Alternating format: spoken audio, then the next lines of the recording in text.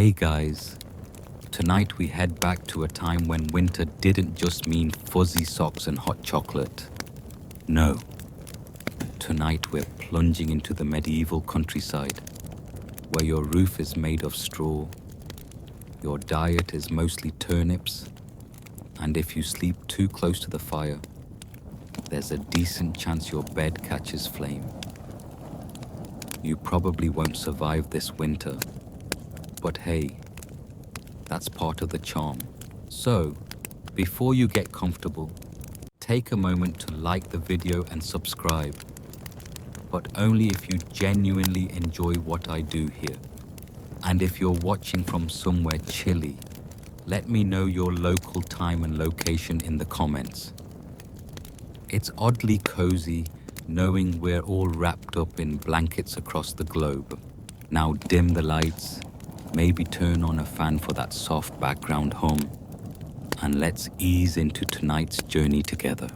You wake slowly, a thin crust of frost blooming along the inside of your nostrils.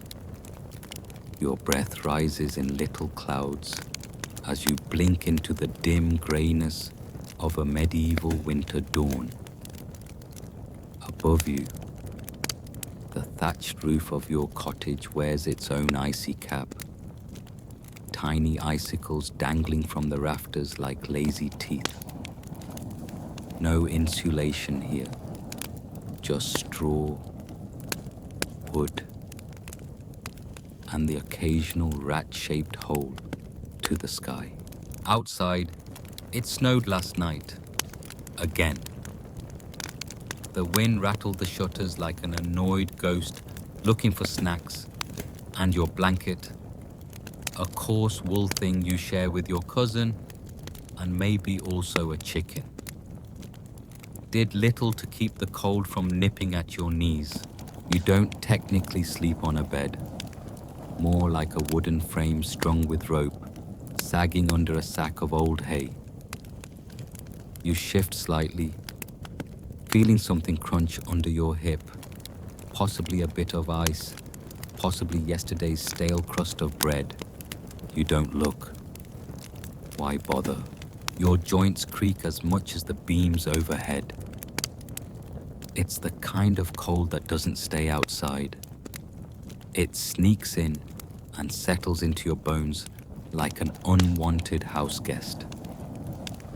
And while you may have gone to sleep dreaming of hot stew and warm wine, you wake up to the reality. Cold ashes in the hearth, cold water in the pail, and someone already coughing in the corner. Lovely. This is January, maybe February.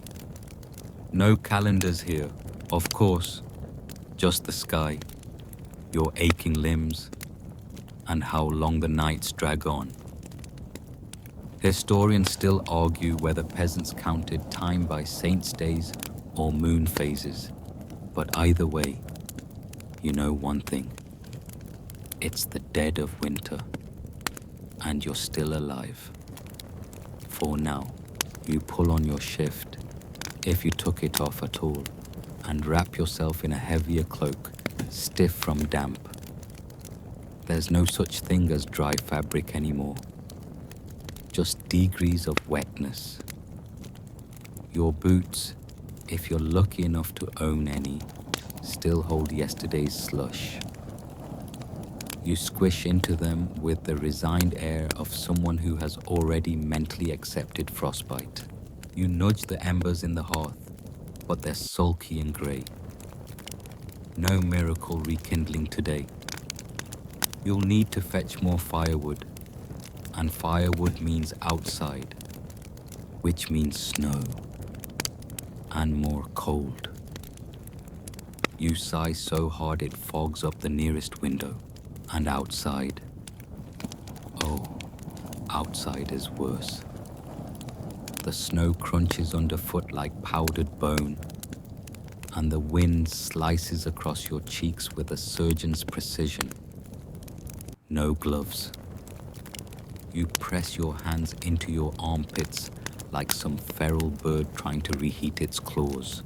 You glance at the roof again. Your neighbor's this time.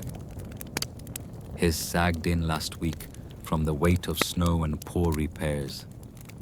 The whole family's crammed into the pig shed now, huddled for warmth among snorting company. At least pigs are generous with heat. Even if they aren't great conversationalists, you shuffle to the woodpile, which is both frozen and suspiciously smaller than it was 2 days ago. Someone's been poaching your logs again. It's probably Osric. Osric always looks too warm. Still, you collect a few splintery branches and head back in, kicking the door shut behind you with a clumsy thud. A rooster glares at you from the hearth rug, clearly unimpressed by your survival efforts. He's warmer than you are. He knows it. You manage to coax a small flame back to life, the room glowing with weak gold. You hold your hands out, grateful for the bite of heat, even as smoke starts to curl up into the rafters. No chimney, just a hole somewhere in the roof where the draft steals half the warmth and all the joy. Fun historical fact. Chimneys didn't become common in peasant homes until the late Middle Ages. So if you thought medieval folks got to sit around sipping cider by a roaring fire, think again. Most of the time they were coughing, squinting through smoke, and praying the thatch above wouldn't light up like tinder. You sit back, breath finally slowing, and glance around the room. Your youngest sibling is asleep under a basket. Your grandmother hasn't moved in hours, but is probably still alive.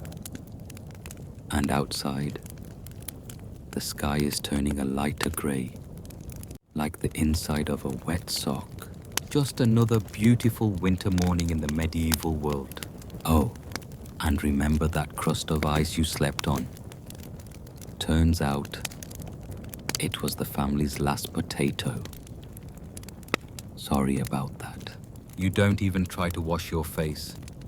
The water bucket by the door is frozen solid, and last time you tried to chip a piece off to melt, you cracked the ladle and got a splinter in your lip.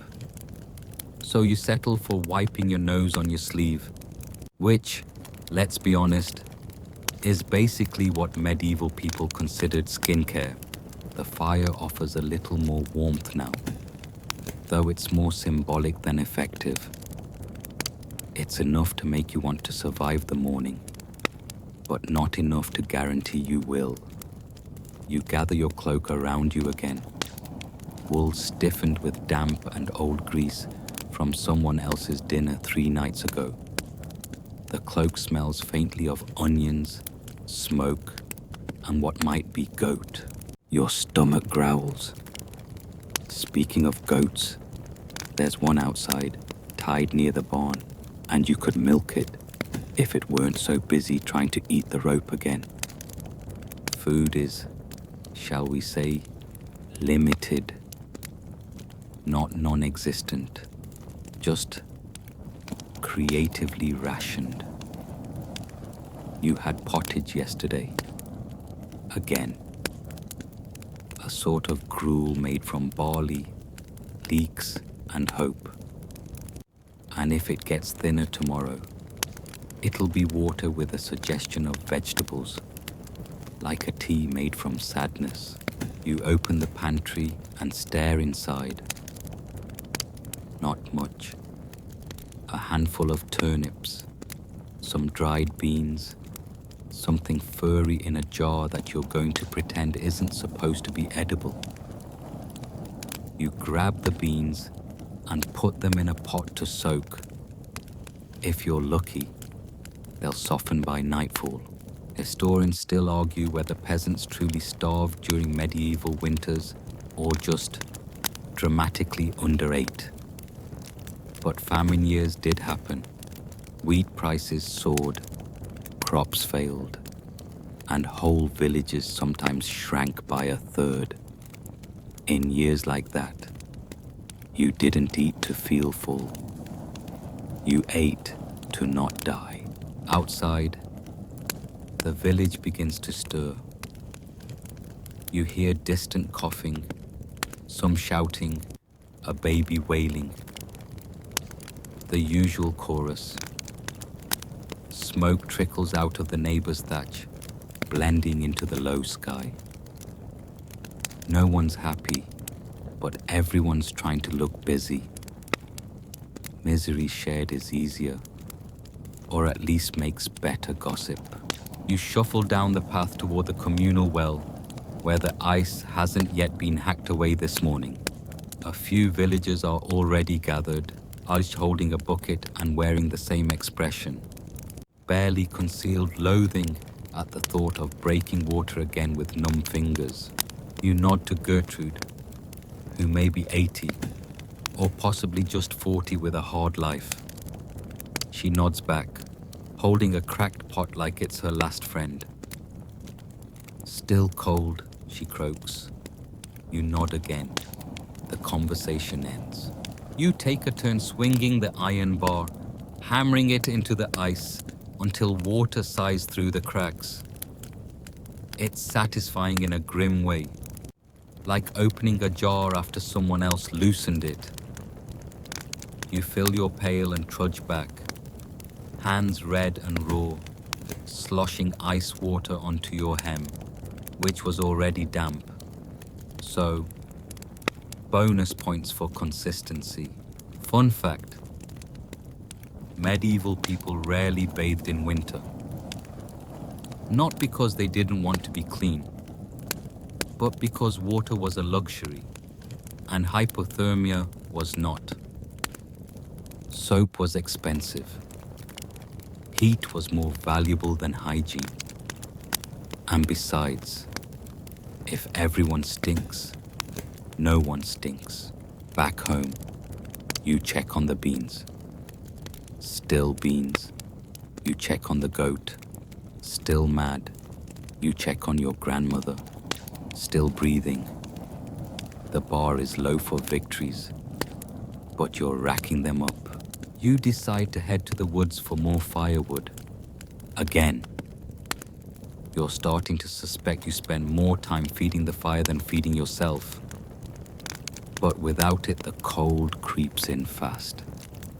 You know the signs. Sluggish limbs, slurred speech, the irresistible urge to lie down just for a minute. The last nap you never wake up from. So you go. The path through the woods is crusted in old snow and frozen mud. You recognize the trees not by shape, but by which ones are already half-logged. The forest is quieter now. Even the birds have the sense to shut up in winter. As you chop, you wonder about next week. Will it snow again? Probably. Will your cloak survive another round of damp rot? Debatable. Will you eat something that isn't beige? Absolutely not. You tie the bundle of wood with fraying rope and haul it over your shoulder. Your fingers are numb again. You think about putting them in your mouth, but that just makes them wet. And wet means worse cold later. So you blow on them uselessly and press on. Your cottage comes into view again, smoke barely drifting from the hole in the roof. A few chickens greet you with aggressive clucks, clearly judging your productivity. You ignore them. They laid exactly 0 eggs this week, and therefore have lost all moral high ground. You dump the firewood beside the hearth, brush off your hands, and sit down hard on the stool. It creaks in protest, as if it too is tired of this winter. The beans, still soaking, the goat, still angry, your life, still happening, and you somehow still breathing. You rest your head against the cool wall of the cottage for a moment. It doesn't help much. Your breath fogs in front of your face indoors, and your nose is officially giving up. The kind of cold that creeps into your sinuses and settles in your teeth. That's the flavor of this particular winter day. The beans are finally softening, so you throw in some salt, if you can call that handful of greyish crystals salt. Might also be powdered rock, but hey, texture is half the dining experience. You toss in a turnip too, because why not get fancy? Your grandmother groans from the sleeping mat. You shuffle over and check on her, pressing the back of your hand to her forehead like you've seen others do. It's either a fever or just a very inefficient wool cap. She mutters something about the old days, then starts snoring again. You cover her with another blanket. Well, a blanket-shaped piece of burlap that smells like mildew and soup. Historians still argue whether extended families always live together or whether winter conditions just force them into awkward seasonal reunions. Either way, you're stuck with each other for now, huddled together like beans in a very cold, very miserable stew. The sun hasn't even reached its pitiful winter peak, and already the sky looks like it's calling it a day. You step outside again, hoping to catch a few rays. There's something bleakly hilarious about sunbathing in a season where the sun just apologizes and leaves halfway through lunch. You glance down the muddy path toward the church. The bell hasn't rung yet, which means either the priest overslept or the bell rope froze. You're not judging.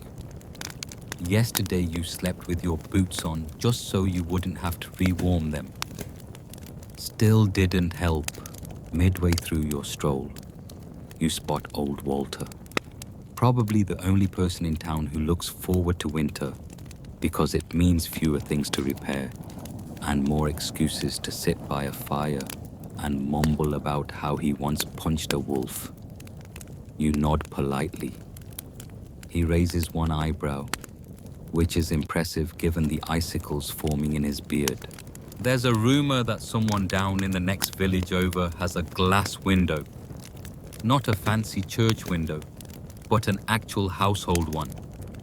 Imagine seeing through a wall and not freezing when you touch it. You consider this with the same reverence you'd give a unicorn sighting. Luxury, truly. A crow caws overhead. You reflexively check your pockets. Crows are weirdly judgy creatures, and they remember faces. You once threw a crust at one, and it's probably still planning revenge. You make your way to the village square. Well, mud patch. There's a cart flipped over on its side, probably abandoned for the season. And a few locals are half-heartedly shoveling slush from one area to another, accomplishing absolutely nothing. You join in for a bit, if only to look busy. A woman named Maud offers you a small cloth-wrapped package. Inside is dried fish, maybe. You thank her anyway. She's had a good year apparently. 2 of her goats didn't die. That counts. Later that day, after your shift, moving water from one frozen place to another, you head to the smithy. Not to forge anything. You're not that exciting. But just to stand by the embers and pretend you're warmer. The blacksmith grunts a greeting and gestures to a safe spot by the coals. You're not supposed to loiter. But honestly, everyone does it. Here's a historical tidbit. Blacksmiths were some of the most vital community members in medieval villages. Not just for horseshoes and weapons, but for repairs, tools, hinges, locks, and the needles. And yes, during winter, they were also unlicensed providers of toe-thawing therapy. While the smith hammers a bent sickle back into something vaguely useful, you let your brain wander. You think about the stories people tell around the fire, about witches in the woods, wolves with eyes like coins, saints who walk barefoot through snow to prove a point. You half believe them. Winter does strange things to the mind. Back home, the beans are boiling, though one still crunches when you bite into it. You decide that's the chef's signature. Your grandmother wakes long enough to mutter that it needs more garlic. You lie and say you'll add some. She's asleep again before the fib finishes leaving your mouth. You eat the stew quietly, the fire flickering in the corner, casting your shadow on the wall like a hunched ghost. It's not good, but it's warm, and that puts it high in the rankings of the week's experiences. Then comes the nightly ritual, layering every piece of cloth you own onto your body. Undergarments, 2 tunics, wool cloak, patched socks, fur hat that might be cat. Everything except the table runner. You need that for a pillow. You slip into the shared bed, which is really a box of straw topped with a lumpy blanket and surrounded by people who snore like oxen. You curl toward the fire, hoping the heat lasts a few more hours. Probably not. Last night, someone tried to feed the hearth with dried cow dung, and the room still smells like regret. You stare at the ceiling beams until your eyelids grow heavy. The quiet settles over the cottage like a blanket. Just your breath, your heartbeat, and the faint rustle of mice chewing something they definitely shouldn't. Outside, snow begins to fall again. You wake before dawn, not because you're eager to seize the day, but because someone beside you sneezed violently into your face. You groan, wipe your cheek with the inside of your sleeve, which, let's be honest, isn't much cleaner, and shift around, trying to feel less like a bundled sausage. Outside, it's still pitch black, the kind of thick rural dark that makes your own house feel slightly haunted. You stumble out of bed and head to the fire pit. The embers are cold. Of course they are. You poke around for something dry enough to catch, maybe a splinter of last year's stool or a failed wooden spoon. Eventually, with effort, and no fewer than 4 curses whispered into the straw, a flicker catches. As the room glows faintly orange, you notice someone's taken the last crust of bread. Naturally, it was probably you. Yesterday.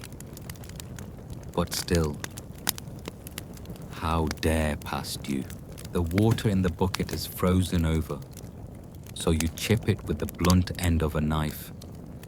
You slosh some into a pot, set it over the fire, and try not to think too hard about the film floating on the surface. Is it algae or ghost residue? Let's go with vitamins. You dress in your now traditional indoor-outdoor combo.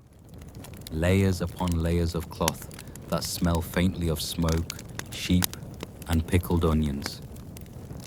You tug on your boots, frozen stiff at the ankles, and stomp them into shape like you're mad at them. Then it's out the door and into the teeth of winter again. The snow crunches underfoot with a brittle texture, like stepping on stale pastries. Your breath rises in long wisps, joining the columns of smoke from distant chimneys. The sun is a vague rumor behind a grey ceiling of clouds. If the day had a face, it would be frowning. You pass the baker's hut. He hasn't lit his oven yet. Maybe he's still asleep, or maybe he's out of flour again. Grain has been tight this year. Historians still argue whether grain shortages during particularly harsh winters were more often due to crop failure or just laughably bad transport infrastructure. You don't really care which. You just want something doughy and hot. There's talk of a fair next week. A winter fair. That's optimism bordering on delusion, but it gives people something to grumble about. You overheard someone yesterday asking whether they'd have dancing in 3 feet of snow, wearing shoes made of hope and string. Good luck with that. You take the long route to the pasture. It's not your pasture technically, but your cousin's ox is in there and she's gone to stay with an aunt for the winter. You're the lucky replacement. The ox is standing exactly where you left it, looking just as unimpressed with life as you are. You break the ice on its trough and toss it a few handfuls of hay. It grunts appreciatively or resentfully, hard to tell with oxen. You lean against the fence and watch your breath drift away like a lazy spirit. A few birds peck at the hard ground nearby. You vaguely remember someone saying birds that don't migrate are secretly magical, or cursed, or just stubborn. You give them a respectful nod just in case. Later you find yourself at the chapel again. The door creaks open and you slip into the cold stone silence. It smells like wax and old wood, and something that might be sanctified mildew. You sit in the back pew, not out of reverence, but because the priest sometimes hands out hard biscuits after morning prayers.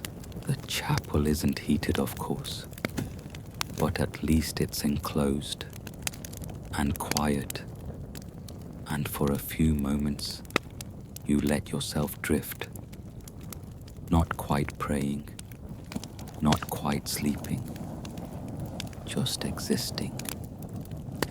There's something oddly calming about the stillness here. When you step back out, you bump into Agnes, the priest's sister. She offers you a strip of dried apple. You accept it with ceremonial gravity. It's chewy, slightly sour, and the best thing you've tasted in days. You savor it for as long as your teeth allow. She tells you, in a near whisper, that someone saw a wolf near the edge of the forest. That's the 3rd sighting this week. Of course, wolf might just be a very grumpy dog, or a pile of snow shaped like a menace. But it gives people something to panic over besides the weather. Wolves in winter. Now there's a theme. Historians still argue whether medieval wolf attacks were genuinely frequent or just exaggerated for storytelling. Either way, you decide to stick to the paths with footprints. No point starring in someone else's cautionary ballad. On the way home, you pass the town's midwife. She's trudging through the snow with a bundle of herbs and an expression that suggests she's done with everyone's nonsense. You nod respectfully. Midwives are the closest thing your village has to both doctors and therapists. By the time you return, the fire's burned down again.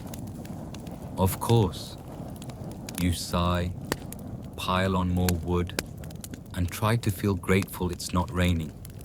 Yet, that was last week. Freezing rain, nature's cruelest punchline. You settle in with what's left of the stew, now more paste than soup. You eat slowly, partly because it's hot, partly because there's not enough for a second bowl. The flavor has improved slightly, or your standards have plummeted, probably both. Before sleep, you stare out the little shuttered window. The sky is navy now, deepening to black, and tiny flecks of white dance across the air like ash. The wind moans low through the beams. You pull the blanket tighter. Somewhere beyond the dark hills, you imagine spring waiting in exile, sharpening its green fingers. But that's months away. For now, it's you, the cold and the quiet. Morning creeps in grudgingly, like a tired cat, unsure if it wants to be inside or out. You wake to the muted sound of someone outside coughing into the snow and the sharper clink of a frozen bucket being knocked over. Welcome to another exhilarating installment of Medieval Winter, starring you. Still cold. There's frost on the inside of the shutters this time. That's always a nice touch, like winter is trying to redecorate your home with sparkling doom. You rub a little hole in the icy film with your sleeve and peer through. The entire village is wrapped in white stillness. Smoke drifts straight upward from chimney tops, as if no breeze dares disturb the general mood of seasonal despair. You throw on your cloak, wool, thick, and still not enough, and head out for your next vital task, the latrine. Ah, yes. The joy of walking half a field length to use a glorified wooden box in sub-zero temperatures. Historians still argue whether medieval people used chamber pots more often in winter out of convenience or simply because the outdoors was too dangerous at night. You suspect it's both. Or maybe they just got good at holding it. The outhouse is slightly tilted, as usual. You brace one foot in a snowdrift for balance and try to ignore the frozen seat. It's too early for deep thoughts, but you briefly wonder whether anyone in history ever invented a sheepskin toilet cover. Someone should have. Back in the village, the blacksmith is already hammering away. You pass by, waving a mittened hand. He nods back, red-faced and sweating despite the cold. The forge is one of the few warm places in town, but it smells like scorched metal and boiled shoes. Still, some people come just to stand near the heat and pretend they have something to fix. You stop by the communal well, which, like everything else, is rimmed in ice. Drawing water becomes a group project, with one person holding the bucket and another chipping away with a stick that once resembled a ladle. There's chatter today about someone's sheep giving birth in the night. Twins, apparently. A miracle or a headache. Hard to say.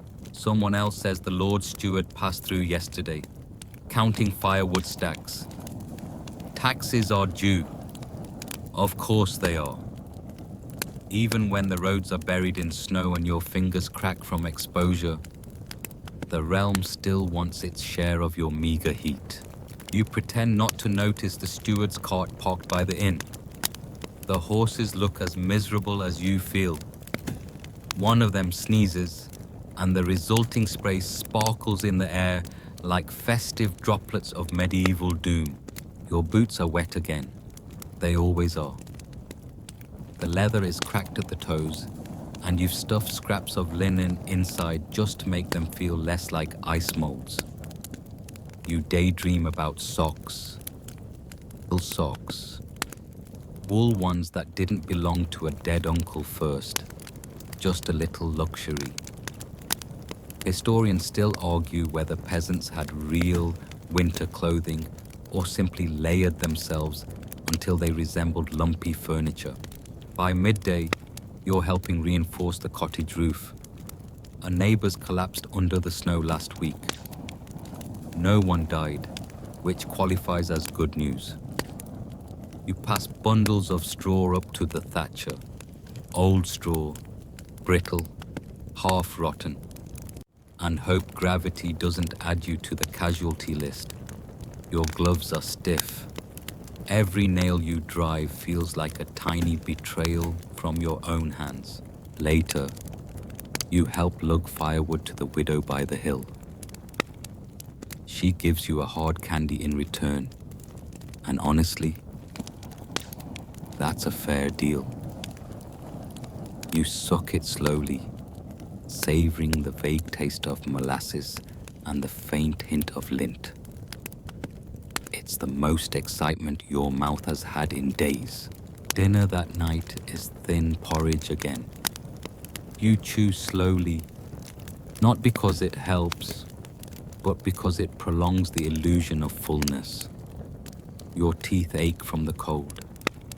Everything tastes like boiled memories. Someone tells a story by firelight.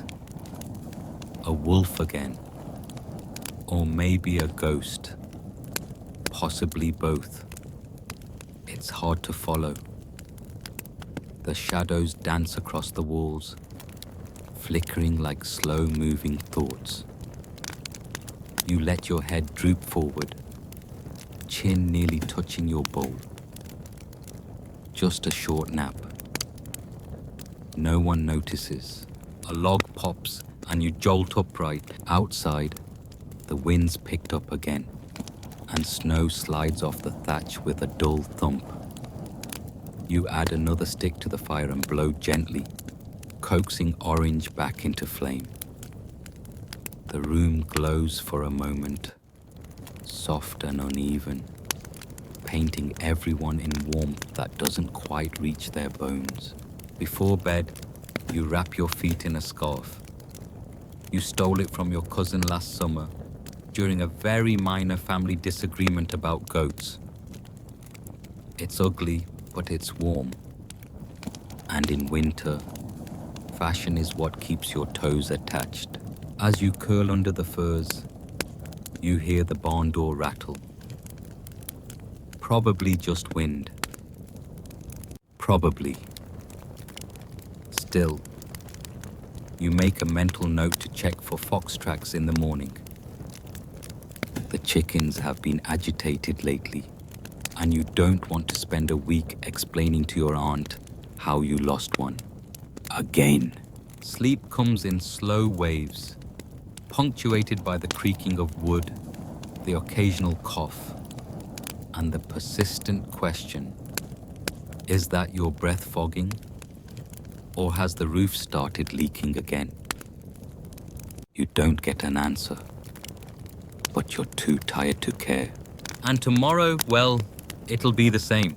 The cold, the chores, the waiting, and maybe, just maybe, a second piece of dried apple.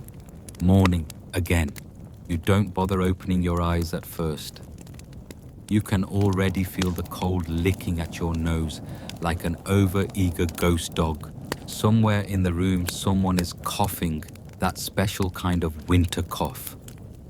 Deep, phlegmy, and meant to announce that, yes, they survived another night. Just barely. You sit up and everything cracks. Your spine, your knees, possibly your sense of hope. The fire's burned out, of course. You forgot to bank the coals last night. Or maybe you did and they just gave up out of spite. Either way, it's freezing. There's a layer of frost on your blanket, which seems unnecessary, frankly. Today's chore list isn't so much a list as a lifestyle. First stop, feeding the animals. You stumble out into the dawn and immediately regret being born in this century. The wind hasn't died down. It never really does. And it slices across your face like it's trying to exfoliate you down to the bone. The barn smells like hay, manure, and warmth, which is a surprisingly comforting combination. The animals are steaming with body heat, clustered close together like furry survivalists. You envy them. You toss feed into troughs, break the ice in the water buckets, and give the goat a sideways glance. She gives you one back. Neither of you trusts the other. Out in the distance, you hear someone ringing the chapel bell. It's not Sunday, which means someone's either gotten married, died, or declared that their roof collapsed again. All valid causes for concern. You mentally wish them luck and carry on with your mourning, because you too are balancing dangerously close to chaos. Mid-morning is wood chopping time. Again, it's always wood chopping time. Your arms are sore from yesterday, but the pile hasn't shrunk at all. The axe handle is so cold, it burns. You swing anyway, establishing a rhythm that's equal parts useful and cathartic. The logs split like promises, some clean, some messy. Historians still argue whether peasants spent more time chopping wood than doing any other task. Judging by your splinters, probably yes. You wonder, as you always do, why no one ever invented a good glove or even a decent thumb protector. Your fingers are slowly turning into decorative icicles. You trade a few pieces of firewood for a handful of dried beans from a neighbor who looks just as miserable as you feel. It's not quite bartering. It's more like communal desperation, disguised as generosity. You nod at each other in mutual acknowledgement of the winter code. Don't ask, don't freeze. The village priest passes by, muttering about sin and the importance of humility. You wonder if he ever has to fix his own chimney. His robes look a little too warm, and the smell of roasted chicken clings suspiciously to him. Still, he hands you a small roll of bread. You're not proud. You eat it slowly, one crumb at a time. Back at the cottage, someone's trying to fix the window shutter that keeps swinging loose. You join in, holding the frame while another person hammers away with something that used to be a spoon. It's teamwork, in the most basic sense. No praise, no thanks, just a mutual agreement that the wind shouldn't blow directly into your soul every night. Lunches, well, not quite a thing. You chew on a bit of turnip and pretend it's something else, anything else. Maybe a roasted pigeon with rosemary, maybe cheese, real cheese, not the questionable lump you found under a floorboard last week. That one had a name and a smell. You decided not to investigate further. By afternoon, your body has mostly given up trying to feel anything. The wind whistles through your clothes like a nosy ghost. You help spread ash on the icy path near the well, trying to keep someone from slipping and cracking their head open again. Last time, it took 3 days to find a healer. And even then, they just handed over a poultice and wished you luck. You pause at the edge of the fields, staring out at the snow-covered nothingness. It's quiet in that eerie, pre-storm sort of way. A raven caws overhead and then immediately regrets it, flapping away like it's late for a play. You glance at your boots again. They're worse now. One of the souls is flapping like a lazy fish, and every step squishes ominously. You're starting to suspect the cold is eating you from the ground up. But then, someone hands you a scrap of cloth. For the boots, they say. You nod. Winter breeds resourcefulness, and also very low standards. Evening creeps in faster than expected. The sun never really rises this time of year. It just sort of hovers behind the clouds like a shy candle. The sky turns the color of old dishwater, and you know it's time to light the fire again. You coax flame from damp kindling, muttering encouragement to each spark like a tired coach at the end of a losing season. Eventually, the fire catches, and the room fills with uneven warmth. You sit by it, steaming slightly, your cheeks tingling with the unfamiliar sensation of heat. Someone tells a riddle while mending socks. It's about a knight, a goat, and a cursed spoon. You don't understand the point, but you laugh anyway. Because why not?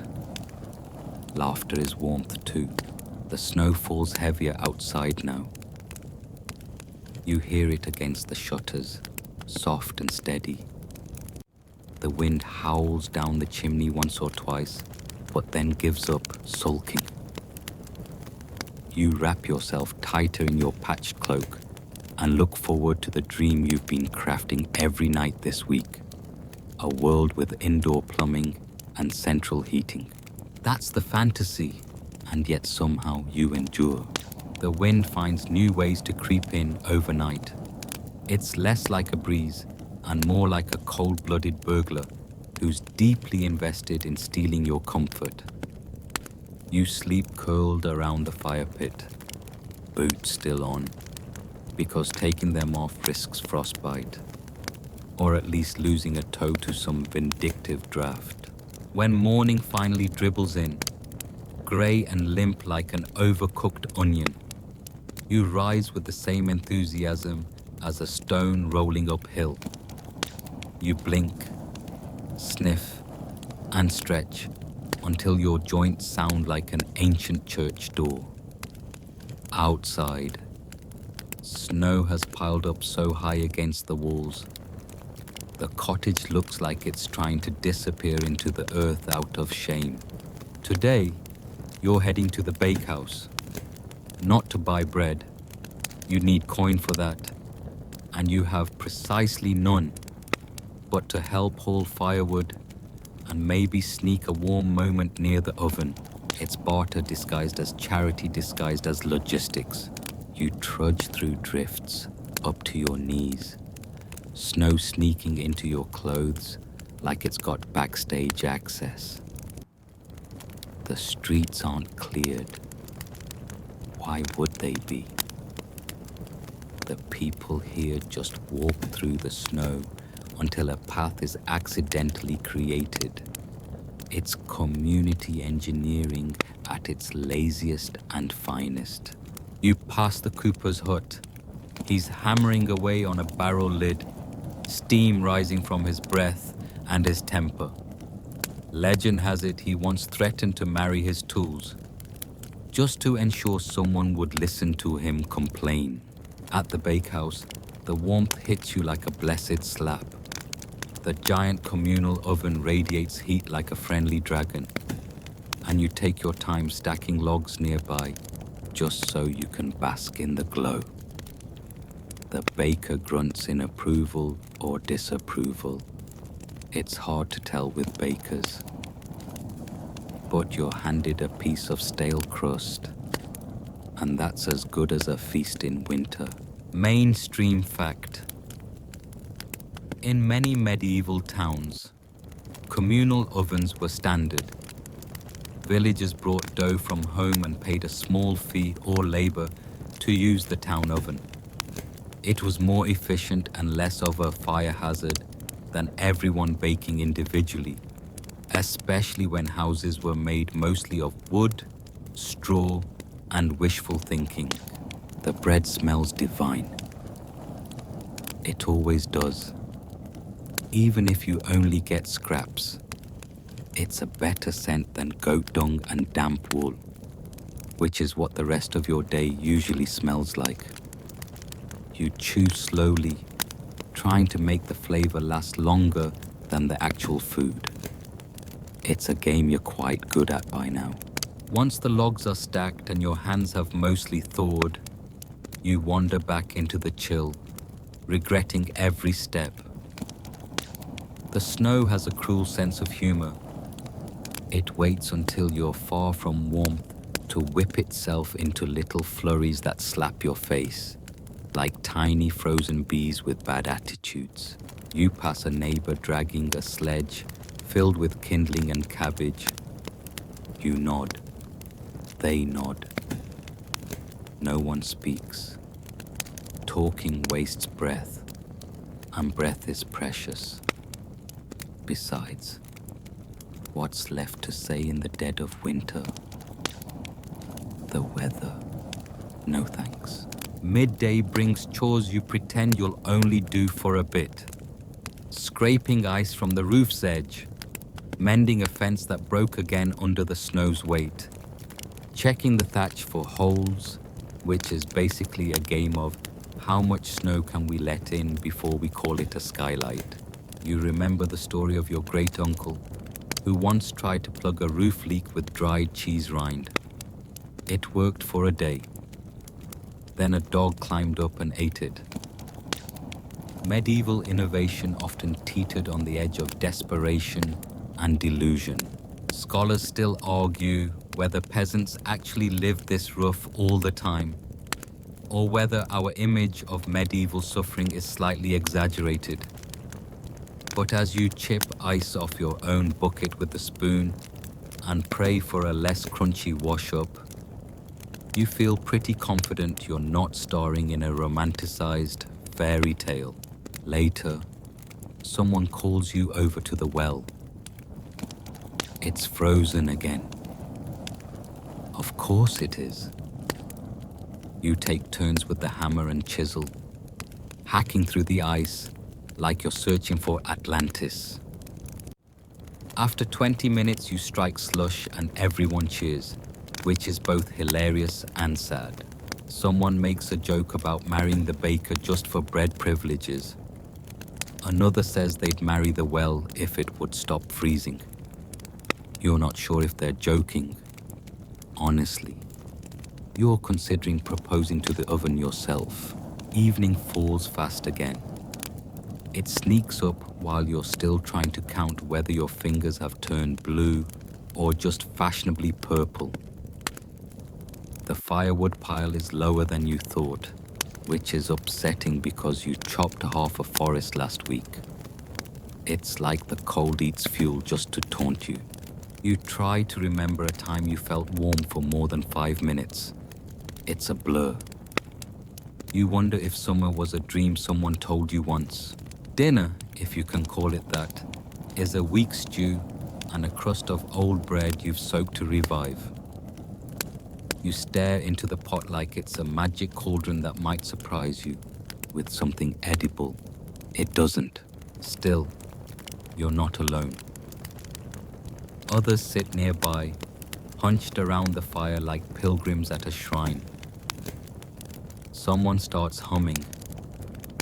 Another tells a tale about a wolf spirit that blesses those who survive the harshest winters. You all pretend not to believe, but you listen extra closely anyway. As the flames crackle and shadows play on the walls, you look around. Everything hurts. Everything's cold. But somehow, there's a rhythm to it all. A strange peace in surviving, in outlasting the night, one brittle breath at a time. Morning begins as it always does in a medieval winter. Long before you're ready and without asking your permission. You stir under scratchy wool blankets, your nose already numb. The fire has burned down to sleepy embers. One of your toes is suspiciously unresponsive. You're not sure if it's asleep or applying for early retirement. You groan, sit up, and immediately regret it. Every joint seems to have signed a strike agreement overnight. Outside, the snow has done that annoying thing again, falling silently, then piling up dramatically like a surprise guest with bad manners. There's more of it, somehow. You start to suspect the clouds are bored and just showing off now. Today is wash day. Because medieval winter isn't cruel enough without adding wet laundry to the mix. You drag yourself to the wooden tub and pour in water fetched, no exaggeration, block by block from the barely thawed well. Even with a kettle of water heated over the fire, it's still a lukewarm insult to your hands. You roll up your sleeves and plunge your fingers into the basin, gasping like someone slapped you with a fish, which honestly might be preferable.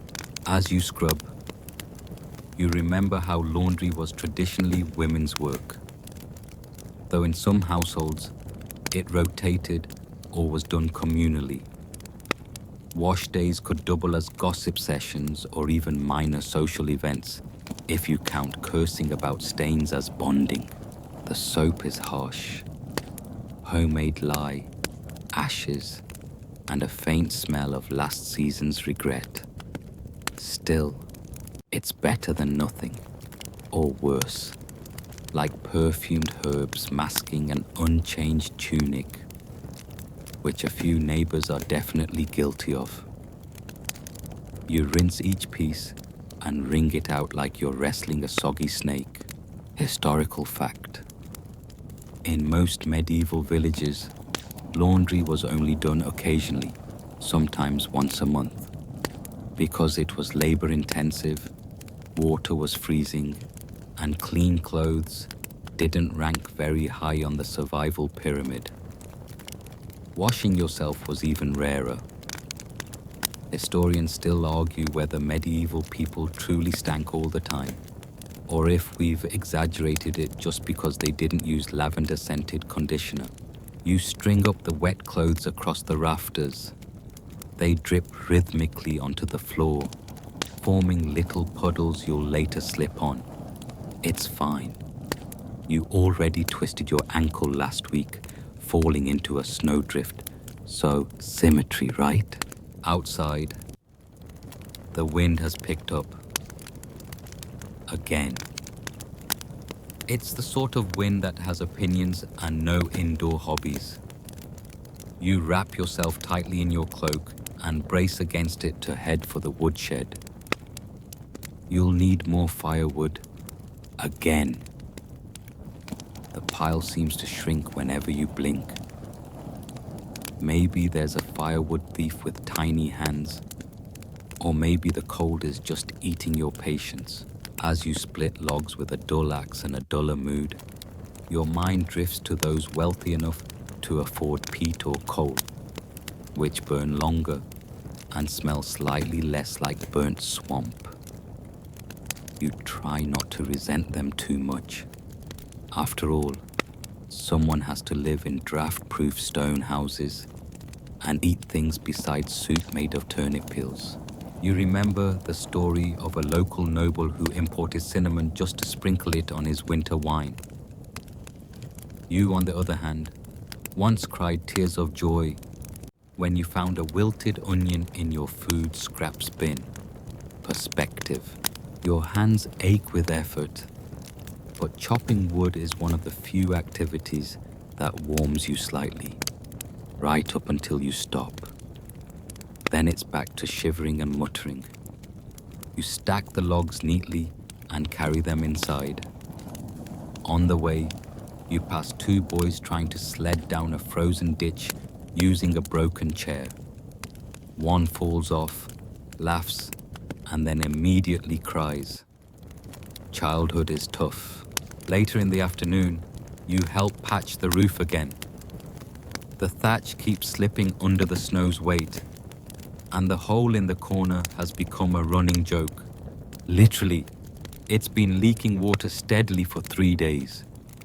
You plug it with straw and a pair of ruined socks, because you are nothing if not an innovator. Inside, someone's trying to make dinner from the dregs of the pantry. It's a soup again. You peek in and see mostly broth, a few wrinkled beans, and what might be half a beet. You ask no questions. You'll eat it and be grateful, because anything hot is a gift, and you've long since adjusted your standards to not actively poisonous. Fringe tidbit. Some medieval folk believed cold air itself was dangerous to inhale and could carry spirits or illness. It wasn't unusual to wrap faces in cloth, not for warmth, but to ward off bad humors. You kind of wish that worked. You'd wrap your whole body like a burrito. Dinner is quiet. The fire crackles. Someone mutters a story about a man who once slept through an entire winter in a hollow tree. Another claims it happened to their cousin's cousin. You all nod solemnly. Whether it's true doesn't matter. You want it to be true. Deep down, you wish you were that man in the tree. As night falls, you check the shutters one more time. The wind howls like it's trying to sing opera through a cracked window. You toss another log on the fire and sit close enough to warm your socks, but not so close that you risk them catching fire. Again. R.I.P. to your old pair. They served bravely. You watch the flames flicker and your breath mist in the air. It's a strange kind of comfort, this routine. A loop of misery, so familiar it almost feels like home. You survived another day. You washed some clothes. You found a beet. That's a win. And as your eyelids droop and the fire settles into a glow, you think about tomorrow. It'll be cold again. It'll be hard. But maybe, just maybe, someone will bring back a rabbit, or tell a new story, or patch that one drafty crack by the door. It's enough for now. You wake up to a strange silence. Not the peaceful kind, like birds on a spring morning. No. This is that heavy, muffled silence that happens when snow has fallen so thick overnight, it's cocooned the whole village. You sit up slowly, neck stiff, and realize there's a frost pattern forming on the inside of your wall. That's right. Inside. You breathe out and watch the mist of your own breath hover, like a ghost unsure where to haunt next. The fire's out, of course. The embers didn't survive the night, and neither did your motivation. But it's morning, which means it's time to pretend you're a functioning member of medieval society. First things first, you check the animals. You bundle up in as many layers as you can physically wear without collapsing under the weight. Your boots are still damp from yesterday, and the laces are frozen. You're not convinced they weren't plotting this. The barn is about 20 paces from your front door, but in this wind, it might as well be in another kingdom. Inside the barn, it's barely warmer, but at least your animals are still alive. That's no small victory. The cow's water trough is frozen solid again, which means another trip back inside for boiled water. The chickens glare at you like you personally invented snow. One pecks at your ankle in protest, then immediately regrets it. Chickens don't like icy toes either. You gather eggs. There are two. One is cracked. You cradle the good one like it's a crown jewel. Because in winter, it kind of is. Historical fact. Livestock was essential not just for food, but for warmth. In many homes, smaller animals were brought indoors overnight to help share body heat. Yes, that's right. You might wake up with a goat breathing directly into your ear, and you would be grateful. You refill the hay, offer a few kind words to the sheep, they don't respond, and head back to the house. Your hands are red and raw. If someone handed you a warm stone, you'd marry it on the spot. The day's big task, repairing tools. Winter dulls everything. Blades, tempers, hope. So you sit by the rekindled fire and begin sharpening the old scythe. You don't need it now, of course. But spring will come, eventually. It always does. And in winter, sharpening things is about more than preparation. It's about holding on to some illusion of control. Outside, the snow begins again. You think about the people who didn't survive the last cold season. A neighbor who got caught in a storm while hunting. An old woman whose roof collapsed in the night. A child who caught the chill, which is medieval speak for. We have no idea what this was, but it got serious fast. Historians still argue whether the sheer death tolls of winter were from cold exposure, starvation, or underlying illness made worse by close quarters and dampness. You try not to think about it too long. You distract yourself by organizing the tool rack. Axe, wedge, dull saw you've promised to fix for 3 years. The knife you use for everything. A wooden spoon, inexplicably. You put it in your belt anyway. Midday brings its own weird ceremony. Snow removal. Your house's thatch roof is looking heavy.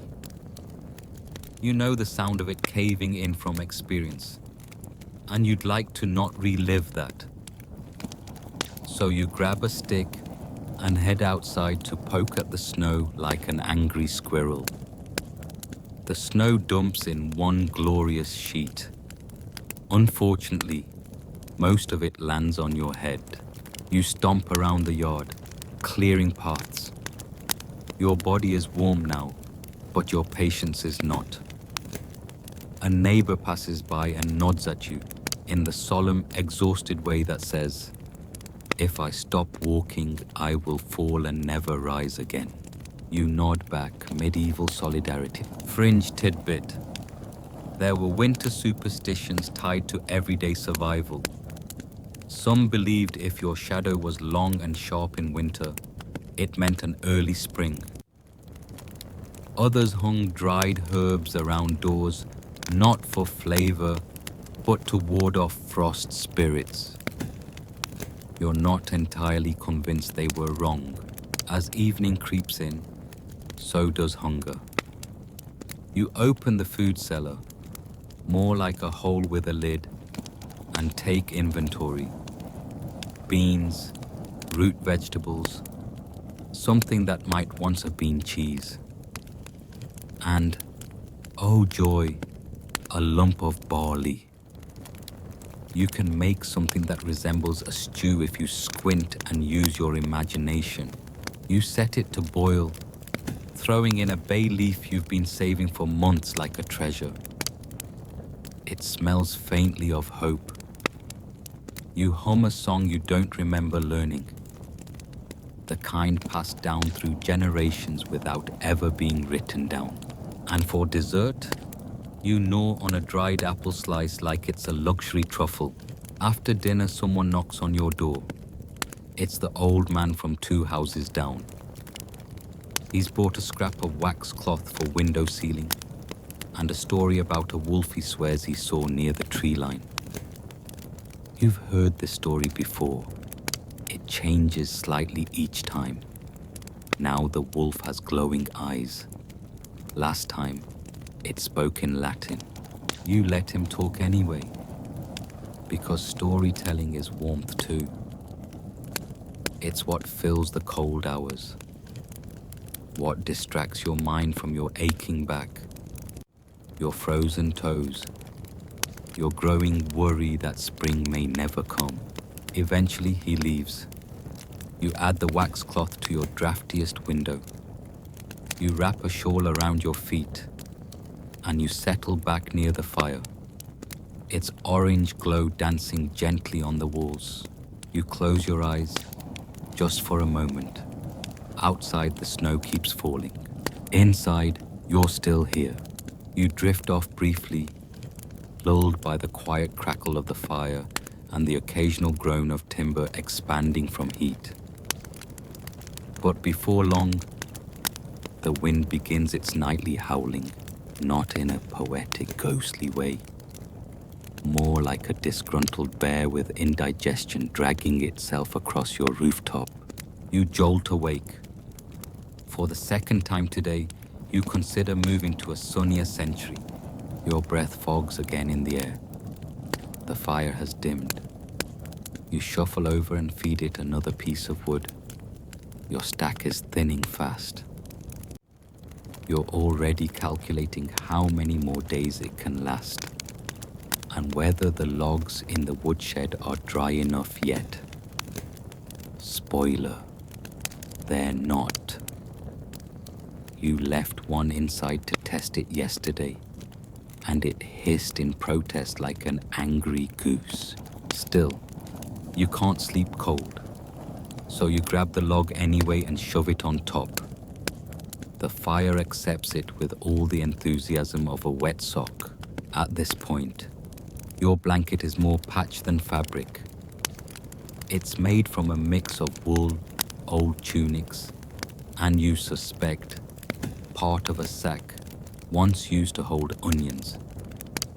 It smells faintly like that still. You wrap it around your shoulders and settle in again. This time you hear the sound of a rat scrabbling along the beam above your head. You name him Alfred. He ignores you. Typical. The conversation earlier about wolves has you glancing at the window. Nothing there, of course. Just glassy blackness and snowflakes clinging like little white invaders. Still, you can't help wondering, were wolves really a danger to villagers in medieval winters? Historians still argue whether wolf attacks were genuinely common or simply exaggerated by storytellers eager for drama and excuses to explain disappearances. But fear of them was real enough. Whole villages formed wolf hunting parties, especially during harsh winters when both man and beast were starving. Speaking of which, your stomach growls again. The apple slice did not satisfy. You get up and rummage in the cupboard for anything vaguely edible. A crust of bread. Too hard to chew, so you dip it in water first like a biscuit for a very sad tea party. Still better than nothing. You whisper a little thanks to whichever saint is in charge of crusts and survival. You notice your neighbor's chimney is smoking. That's a good sign. Means they made it through the night too. You smile to yourself, weirdly proud of this shared resilience. You've both made it to another day in a world where snow could mean isolation, firewood was currency, and the line between fine and frostbitten was laughably thin. Later that day, the village bell rings, one long toll. You pause, spoon in hand, as do several others. You know what that means. Someone's house lost its roof. Again. You bundle up and go outside, joining the small crew trudging across the village green. The snow is waist deep in places, and your borrowed boots fill with ice on the first step. You say some very unfriendly things in your head. Turns out it's old Martha's roof, the one patched with fish skins and wishful thinking. A corner gave in under snow weight, and half her belongings are soggy now. You help move the wet bedding inside and begin nailing extra boards to the roof. You're not a carpenter, but you're better than the local miller, whose main contribution is moral support and a lot of swearing. Fringe tidbit. In some medieval towns, roofs were made from turf or seaweed, depending on local resources. Seaweed roofs weren't just waterproof. They also smelled horrible in summer, but they held heat well in winter. A trade-off you're starting to envy. You work until your arms ache and your fingers no longer feel like fingers. Back home, you struggle to undo the frozen laces of your boots, finally resorting to just yanking your foot out and letting the boot collapse wherever it pleases. By evening, it's snowing sideways. You sit with your back against the wall, staring into the fire. Your hands are red and split. Your nose has entered a new phase of cold, somewhere between numb and betrayed. To pass time, you pull out a bit of embroidery you've been working on. It's crooked and kind of ugly, but it's something to do. You thread the needle with stiff fingers and begin adding uneven stitches to what was once supposed to be a dog, but now resembles a melted cow. You decide not to tell anyone what it was meant to be. In these moments, the quiet becomes bearable. The firelight flickers gently. Alfred the rat makes another appearance, then disappears behind a beam with what looks like a stolen grain seed. You let yourself imagine spring, muddy roads, warm rain, and that first day when you go outside without 7 layers and don't immediately regret it. You dream of berries, of warm sun on your bare arms, of bread that doesn't taste like desperation, but not too much. Spring dreaming is dangerous. It makes winter feel longer. Another day down. You made it. You're still here. Morning arrives again. Not with light, but with a faint bluish glow that seeps under the door and the thin cloth you call a curtain. You awaken to the same song. Your breath fogs in front of your face. The fire has shrunk to embers, and every joint in your body feels like it slept in a pile of frozen stones. You wiggle your toes inside your wool wrappings. Miraculously, they're still attached. Outside, it's windless but bitter. The kind of still, silent cold that feels like nature holding its breath, or maybe plotting something. You shove a bit of snow aside and find the water bucket frozen solid again. Of course, it's now day. What? 47? 48? Of the long cold. You've lost track. You no longer even pretend that spring is close. It's laundry day. Or at least it would be if laundry didn't turn into medieval popsicles the moment you step outside. You consider washing a pair of socks and hanging them by the fire. But you're not emotionally ready to deal with the smell of wet wool for the next 6 hours. You tuck them back under the bed like a coward and go to stir the stew pot instead. There's a scrap of salted pork left. A victory. You add it to the pot with dried peas and a handful of something that might be turnip, might be sadness. It stews slowly, the smell filling the room like a long-lost friend.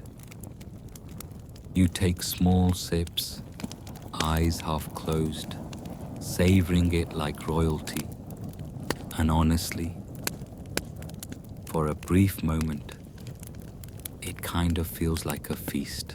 Historically, stew was the medieval equivalent of fridge clean-out day, a perpetual pot where you threw in whatever you had. Yesterday's cabbage, a crust of bread, maybe some dried mushrooms if you were fancy. And people actually passed this pot down through generations. One famous French family reportedly kept a stew going for more than 20 years. Historians still argue whether this was impressive or horrifying. You glance at your own pot. It's only been 2 weeks, and already it looks like it could start speaking Latin at any moment. You stir it again, just to be safe, after your pseudo-feast. It's time to fetch more wood. The path to the woodshed is a treacherous obstacle course of ice, half-buried tools, and what you're 40% sure was once a chicken. You push through it anyway, heart full of fire-fetching optimism. By the time you reach the shed, your cheeks are frozen, your eyelashes have developed icicles, and your hands no longer work. Inside the shed, the wood is, predictably, still wet. You knock a few logs together like you're judging their density in some lumber-based spelling bee. One sounds sort of hollow. You take it. It drips on your shoe. You stack what you can carry, just enough to not throw out your back, and trudge home. Every step is heavier than the last. You're sore, tired, and slightly snowblind. You pass your neighbor Hans, who's arguing with the goose again. As you warm up by the fire, you listen to the village bell ringing again. But this time, it's different. 3 short chimes, not disaster. A gathering, probably in the longhouse.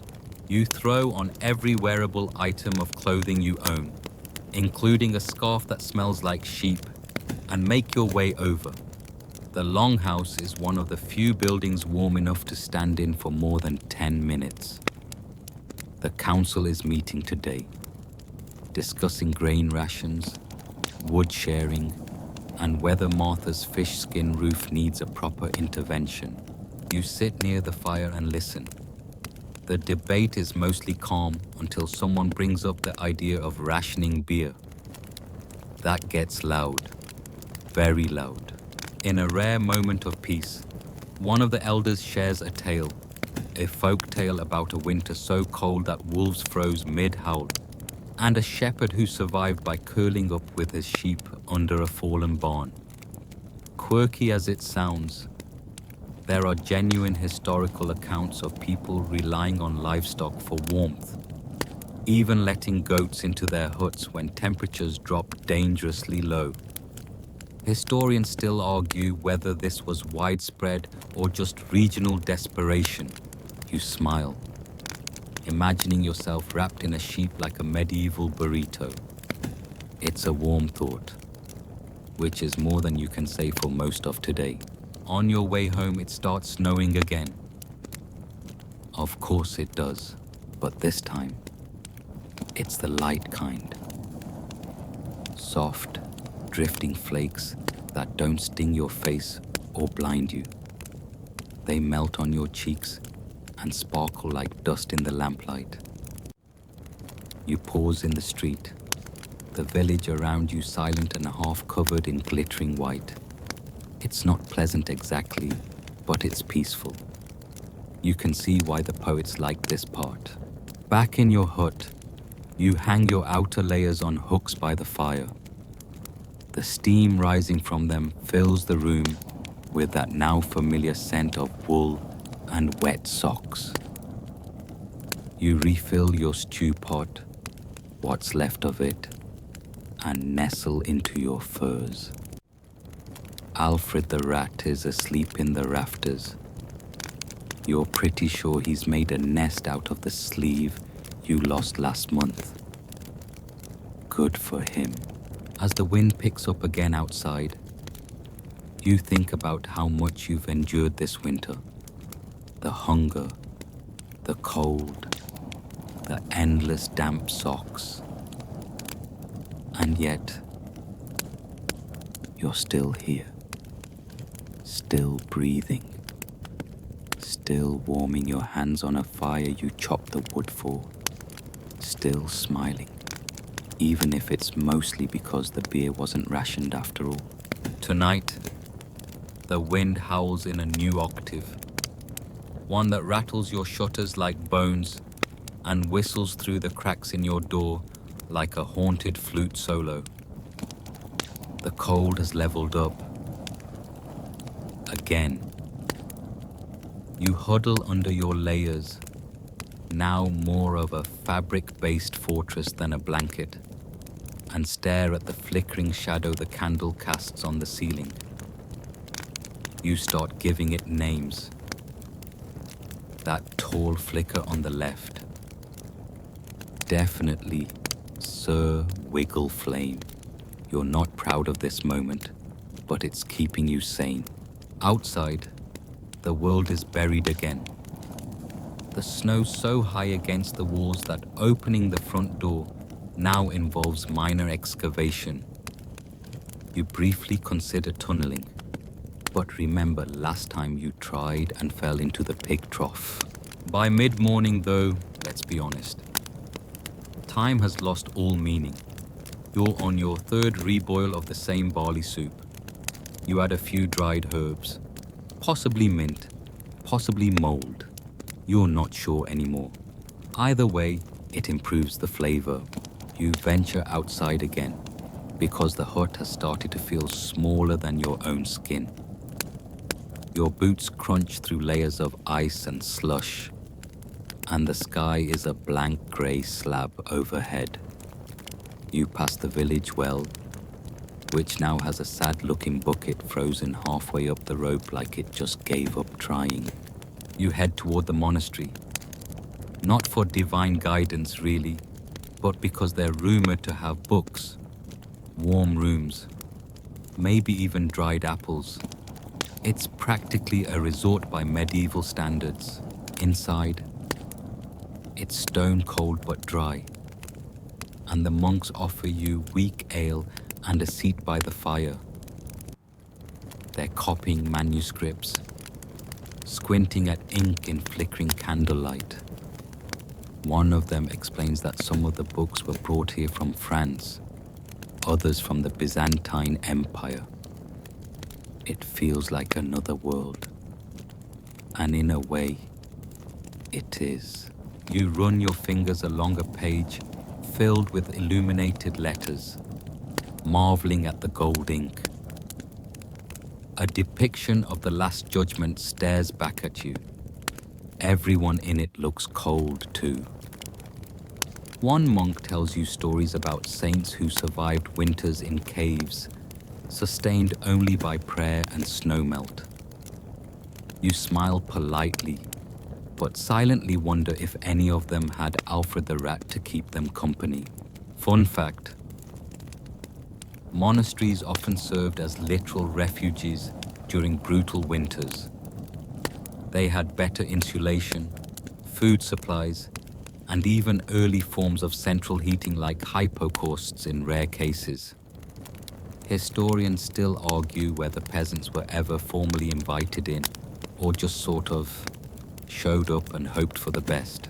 You sit there until your fingers thaw enough to feel like fingers again, and your soul, briefly, feels full.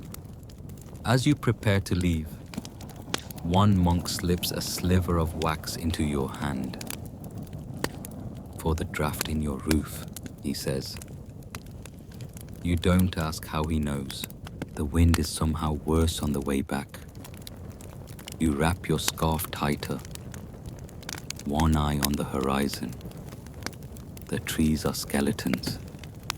The paths are invisible, and the snow crunches underfoot like salt on burned toast.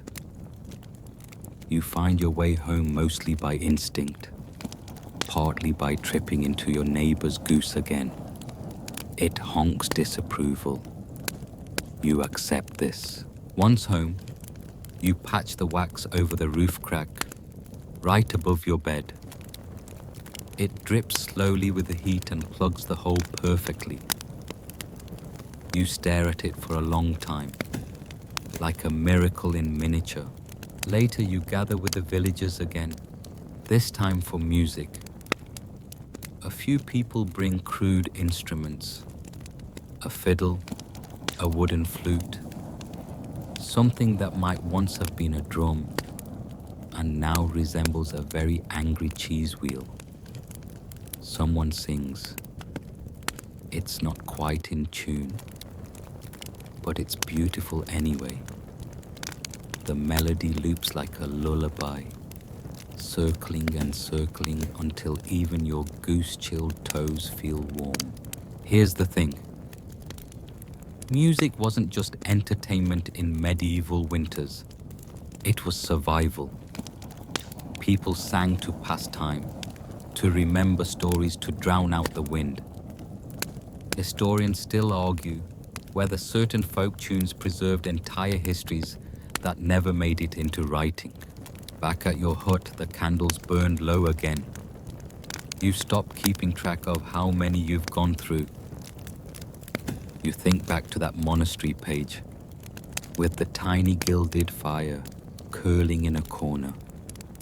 There's something about the idea of people preserving warmth, not just with wool and firewood, but with stories, songs, pages, laughter.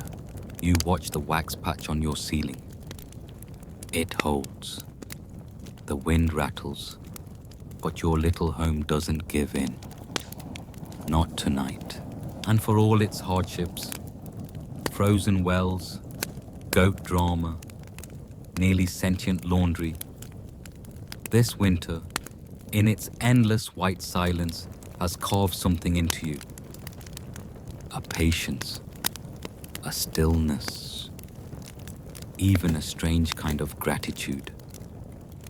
You've learned how to live slow, to savor hot soup like wine, to find peace in a candle flame. You curl under your blanket fortress again, listening to the wind like it's trying to tell you a bedtime story. You decide not to answer back. Let it rant. You've got your stew, your wax patch, your rat roommate, and the memory of a flute tune still echoing in your ears. Tomorrow the cold will come again. But tonight, you're warm enough. The wind doesn't exactly stop. It just quiets for a bit, like it's gone off to sulk. Maybe it ran out of fresh insults to hurl at your window. Either way, the world outside your hut settles into a sleepy hush, and you open your eyes to a pale, crystalline morning. You stretch beneath your blanket stack. 5 layers, give or take a small tapestry, and cautiously extend a foot. The floor greets it with the same tender caress as a glacier. Your breath fogs instantly. Congratulations, you're still alive. The soup pot is solid again. You chip off a chunk and gnaw it like a medieval popsicle. It's edible adjacent. You miss summer fruit with an ache that feels ancestral. The door creaks open to reveal the village green, blanketed in new snow. A child is poking at it with a stick, likely trying to determine if it's the kind that eats shoes. 2 pigs wander aimlessly in the distance. One of them is wearing a hat. You choose not to investigate.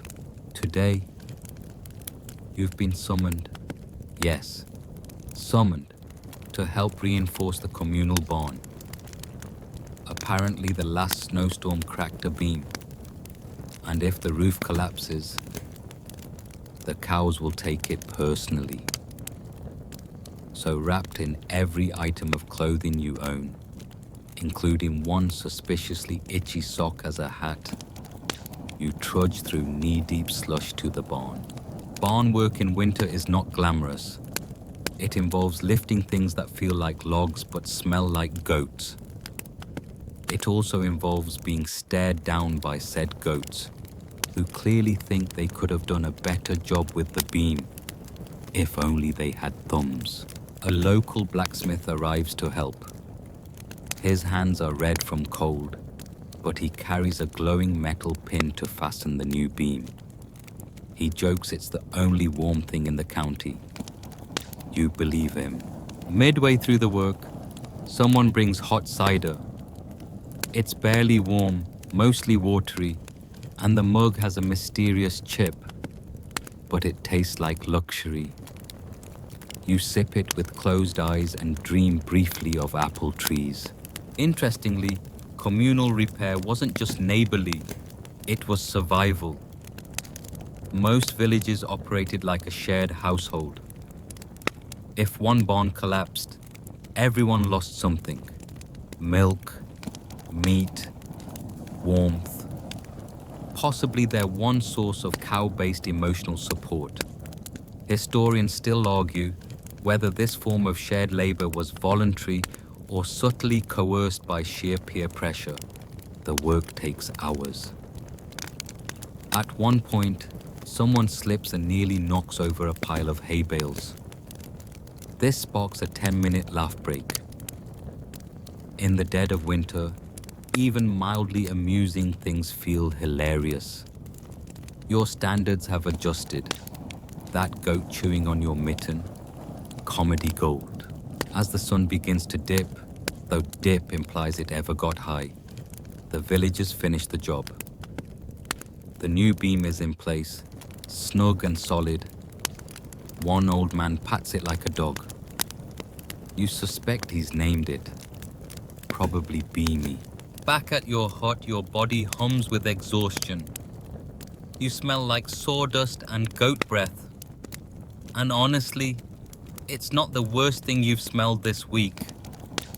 You peel off your outer layers one by one, like a particularly indecisive onion. Dinner is a miracle. One of your neighbors traded some dried fish for winter onions, and you've got actual stew. With texture. With flavor. You weep. Not dramatically, your tears would freeze, but it's emotional all the same. Alfred the rat returns with a vengeance. He's brought a friend. You pretend not to notice. Roommates are hard to come by in this real estate market. You fall asleep briefly but are woken by a sound, singing. Low and steady, carried on the wind. You wrap yourself up again and step outside. The villagers are gathered by the communal hearth in the center of town. They've built a snow fort around it to block the wind. It's weirdly effective. Someone's strumming a lute, and people are singing a hymn, maybe, or a folk song. You don't know the words, but the melody soaks into you. You hum along. Someone hands you a scrap of bread, warm from being stuffed in a coat. You eat it in 2 bites and feel full in a way stew doesn't quite manage. This, you realize, is how people made it through. Not just fire and food, but this. Cold noses pressed together, off-key harmonies, goats snorting in the background, bread passed hand to hand. Fun fringe tidbit. Some winter festivals even involved light-hearted role reversals, like letting the youngest child rule the household for a day. Historians still argue whether this was symbolic rebellion or just an excuse to make Dad wear a hat with bells. You stay out longer than you should, long after your toes have gone numb again. But the laughter and warmth linger like an invisible cloak. You even catch yourself smiling. Eventually, you return to your hut. The candle burns low again. The wax patch on the ceiling is holding strong. You tuck yourself in and think of the beam in the barn, the song by the fire, the blacksmith's hot pin, the goats with opinions.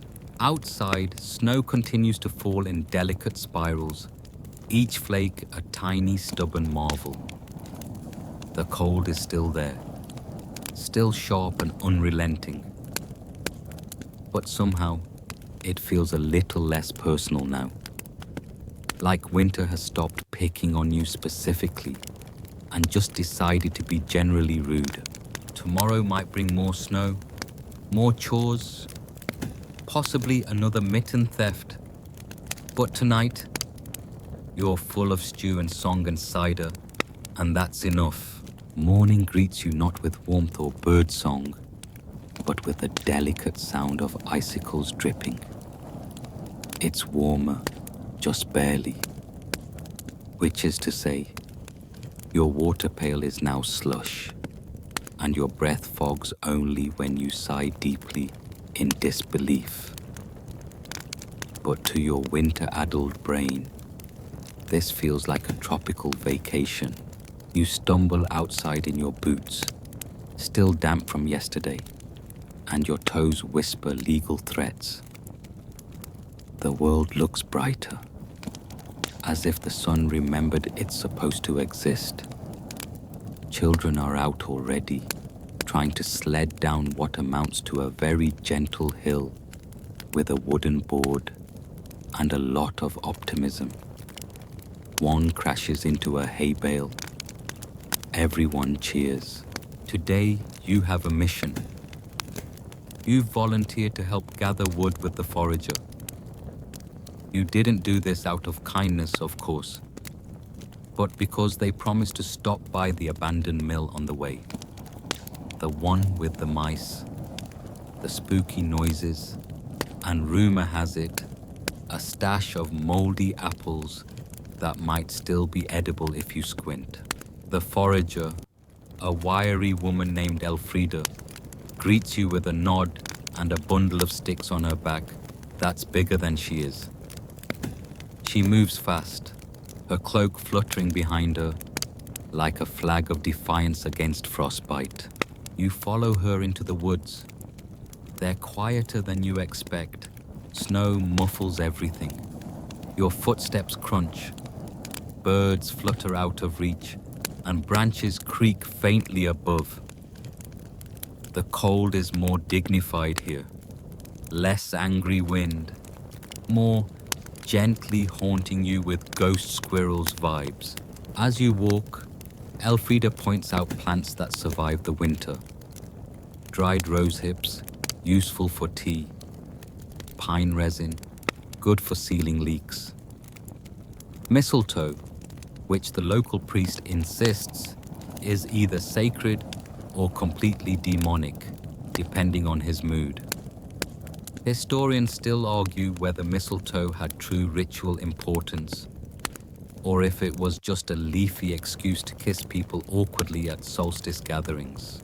At one point, you stop to admire a tree that looks like it's mid-curtsy. Elfrida tells you it was struck by lightning last summer, and now grows sideways out of sheer stubbornness. You relate deeply. You reach the old mill around midday. It's mostly collapsed. The wheel is cracked, the roof missing, and moss grows with wild abandon over the stone foundation. It's beautiful in a way that's both serene and mildly ominous. Inside there are apples, or what once were apples. Most have collapsed into organic suggestions. But Elfrida, miracle worker that she is, finds a few that are only slightly mummified. You gnaw one with caution.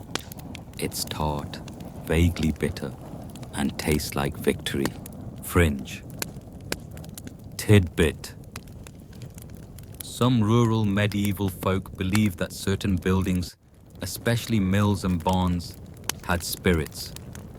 Not necessarily malicious ones, just territorial. So you tip your hat respectfully to the empty mill before you leave, just in case. The journey back is slower. Your arms are full of sticks, your nose is running, and your legs feel like boiled noodles left out in the snow. You try to keep up, but Elfrida is a woodland blur. At one point, she hops a frozen creek with the grace of a deer. You do not. You mostly just flail and land with a dramatic whoom in a snowbank. She offers no help, but she does smile. You take it as encouragement. When you finally get back to the village, your cheeks hurt from the cold and possibly from smiling. You haven't fallen into a stream or been attacked by a goose all day. That counts as a win. You unload your sticks into the communal woodpile and are rewarded with a bowl of stew and a spot near the fire.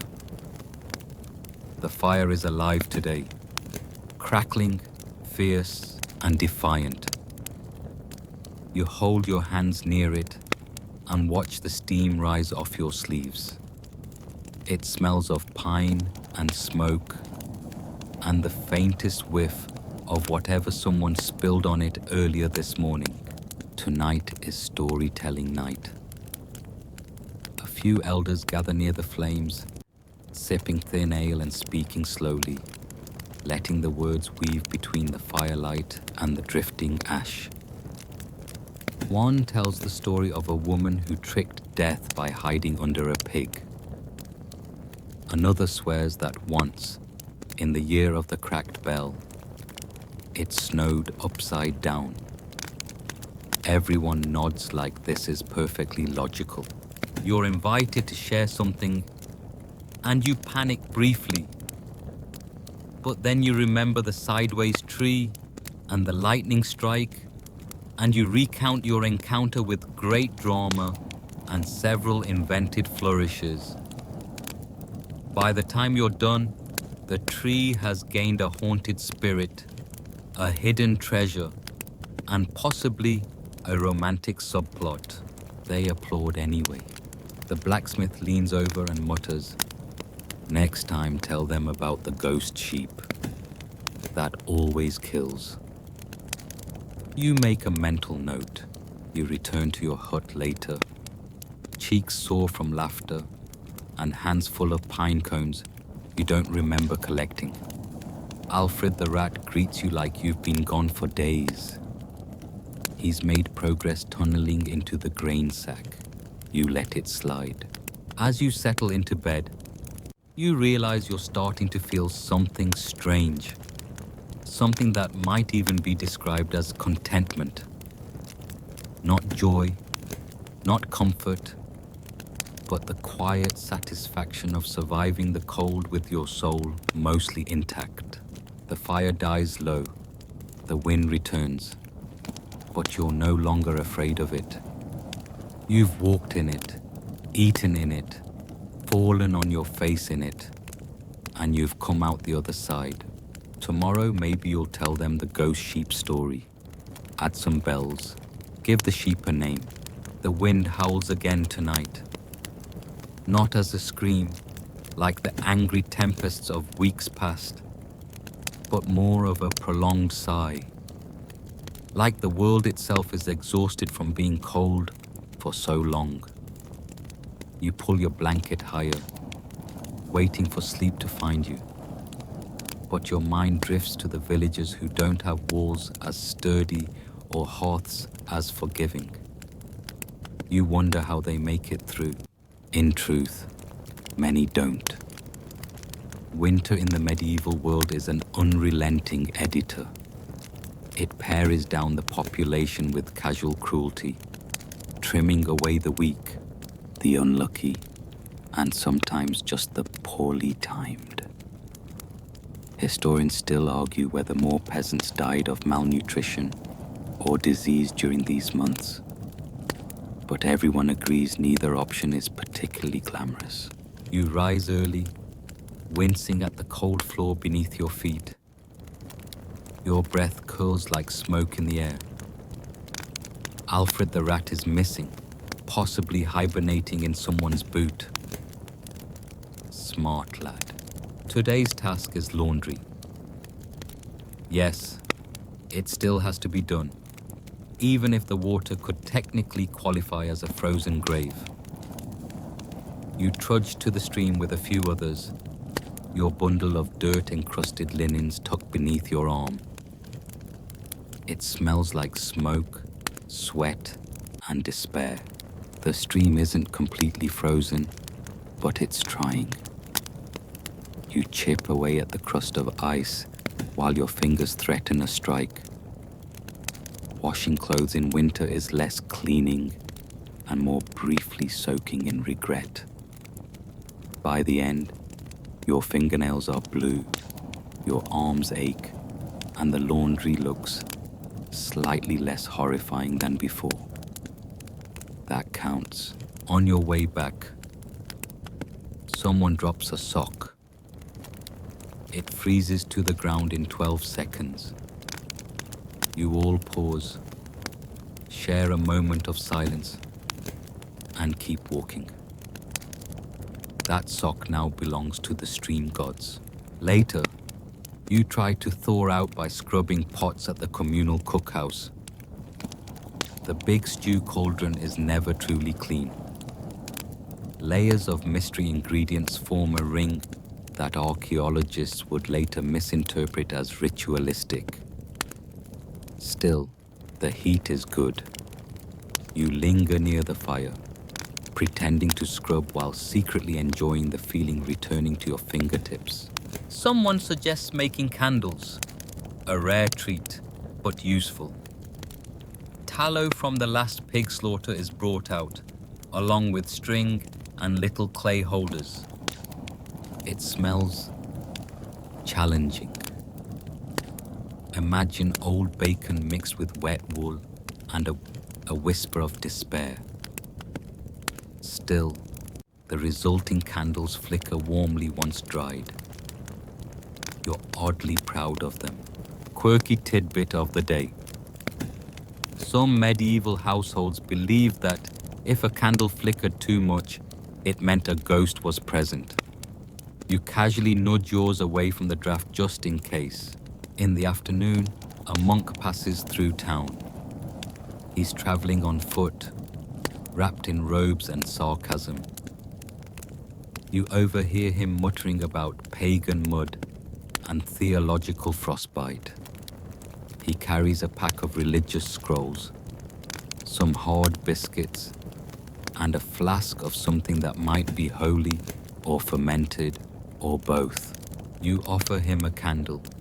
He accepts, then blesses it dramatically. It flares a bit too brightly. You don't ask. By evening, the village is quieter than usual. Fewer people talk, and even the goats seem subdued. Hunger is gnawing around the edges of the day. There's not enough meat to go around, and the bread is more crust than anything else. Some people chew on tree bark, more out of habit than hope. Tonight, you make a stew from turnips, onions, and a single suspicious sausage. You call it medieval surprise. The surprise is mostly gas. At the fire, the blacksmith retells the story of a knight who tried to joust a bear. You've heard it 3 times, but it still makes you laugh when he does the bear voice. You tell the ghost sheep story, complete with bleating and a dramatic reenactment involving a bucket. You earn a few chuckles, even a smile from Elfrida. Someone starts humming a tune, slow, minor key, probably invented by someone cold and lonely. You hum along. It feels like ritual, like warmth stitched together from noise and nearness. Before bed, you sneak outside for fresh air. The stars are painfully bright, the sky impossibly clear. The snow crunches beneath your boots as you walk to the edge of the village. There, just past the last fence, you see tracks. Not human, not goat, maybe deer, maybe something else. You follow them a little ways, mostly out of curiosity, partly out of a desire to feel like a main character in a very slow fairy tale. You don't find the creature, just more snow, more silence. But the moon is kind tonight, and the wind feels like less of an enemy. You exhale slowly and watch your breath disappear into the dark like a promise you're not sure you'll keep. Back inside, the hut feels smaller but safer. You rearrange your straw, pull the blanket over your head, and listen to the sounds of the village settling into sleep. Someone coughs, a dog whines, a log in the fire splits with a quiet crack. You close your eyes and imagine a place where winters are gentle, where food is plentiful, where socks don't freeze to the ground like cursed relics. Maybe next year, you think. Morning returns like a dull slap, slow, grey, and unapologetic. You sit up, your back stiff from sleeping on straw, which has now developed its own weather system. There's a strange patch of ice on the wall next to your head. You don't ask questions anymore. You just nod at it, like an old enemy. Today's adventure begins with your boots, or rather, your boot. Singular. The other one has mysteriously vanished. After a frantic shuffle around the hut, you find it near the hearth, slightly singed and oddly damp.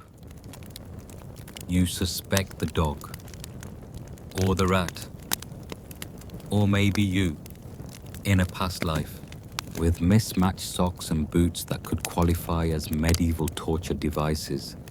You head outside. The snow crunches beneath you like broken pottery.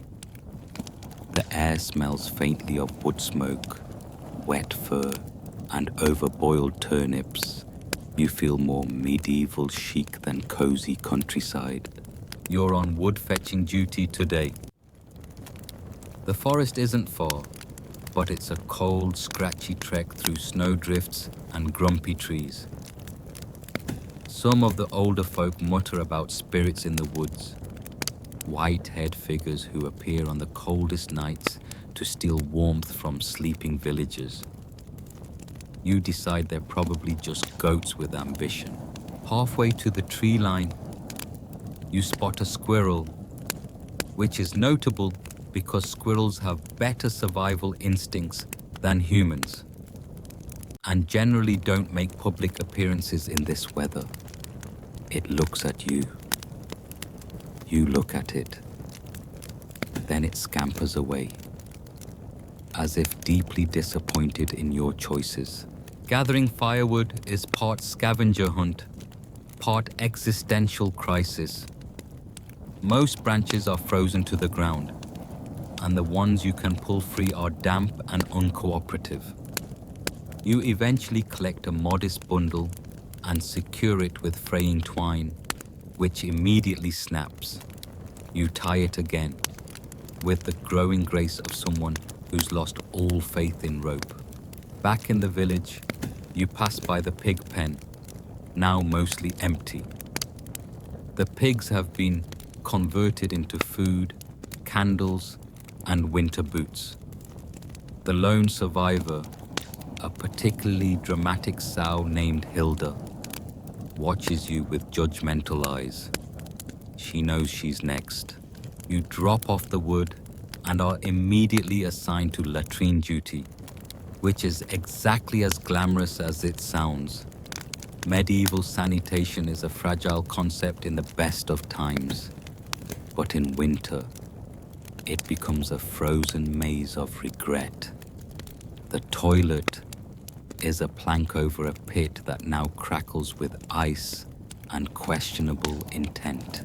Historians still argue whether medieval villages had dedicated latrines or just designated spots. Judging by the smell and snowdrifts, it's probably both, plus one or two improvised solutions you'd rather not think about. By midday, your fingers are stiff and your humor is fraying. The only thing keeping you going is the vague promise of broth, something warm and vaguely food-shaped. The cook has managed to boil cabbage with yesterday's crust of ham, and the result smells like defeat with a hint of salt. But you devour it like royalty.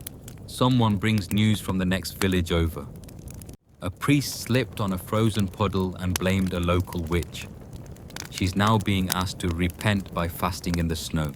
You shake your head. Nothing like religious overreaction to warm the heart. Quirky tidbit of the day. It was common for people to keep animals indoors during the coldest spells. Not out of love, out of necessity. Chickens roosted on rafters. Goats napped beside beds. Cows sometimes shared the front room. The only ones not welcome were cats, unless they had strong resumes in rodent control. You return to your hut to find your neighbor has in fact invited a goose inside. It honks with righteous indignation from your pillow. You sigh and sit on a crate. You and the goose come to an agreement. You'll share the room, but you draw the line at it wearing your hat. Afternoon passes in a blur of chores, mending torn clothing, scraping frost from windows, drying socks near the fire, and watching them curl like ancient scrolls. You try carving a spoon, but end up with something that looks like a cursed flute. You keep it anyway. Someone proposes a snowball fight. It's half-hearted and mostly ends in wheezing. Still, it breaks the tension. For a few moments, laughter fills the air, even if it's mixed with coughing and complaints about aching joints. As evening draws in, so does the cold, sharp and eager. The wind creeps in through the tiniest cracks. You reinforce your blanket wall, stack logs by the hearth, and retrieve your candle from the shelf. It still smells like meaty sorrow, but it glows just fine. You sit in the flickering light and listen to stories. One of the elders tells a tale about a cursed knight who was doomed to ride forever through snow until someone remembered his name. No one ever did. You quietly whisper, Gregory, just in case. Someone else recalls a winter so cold the church bell cracked and 2 chickens froze mid-cluck. You laugh, but you also glance at the goose, just to be sure. Night wraps around the village like a heavy coat. You pile on your layers, fold your arms over your chest, and settle in for another bout of not quite sleep. Your toes feel like they've wandered off. Your nose tingles. Your dreams hover just out of reach. But outside, the snow has softened. The wind has tired itself out. And the stars, ancient and steady, burn overhead like tiny fires in the vast blackness. Tomorrow will be cold. Of course it will. But you made it through today. And in the medieval winter, that's nothing short of a miracle. You wake to an unsettling quiet, the kind that feels suspicious. The fire has gone out, leaving behind a crust of grey ash and a faint scent of charred regret.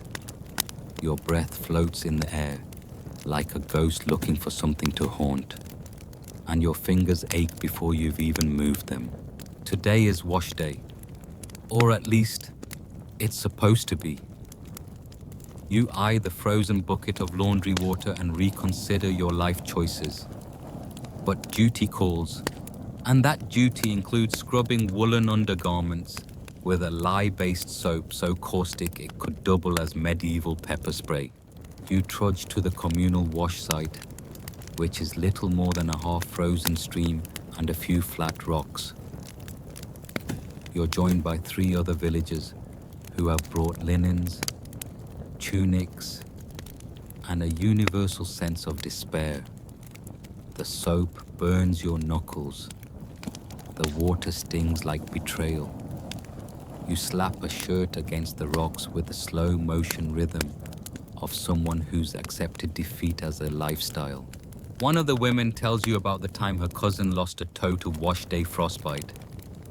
She says it casually, like she's talking about the weather, then shrugs and changes the subject to soup. You never ask which toe. Some things are better left mysterious. Historians still argue whether people in the Middle Ages bathed regularly or only once a year. The truth is likely somewhere in between. Public bathhouses were more common than people think, until the church decided naked people relaxing was just too suspicious.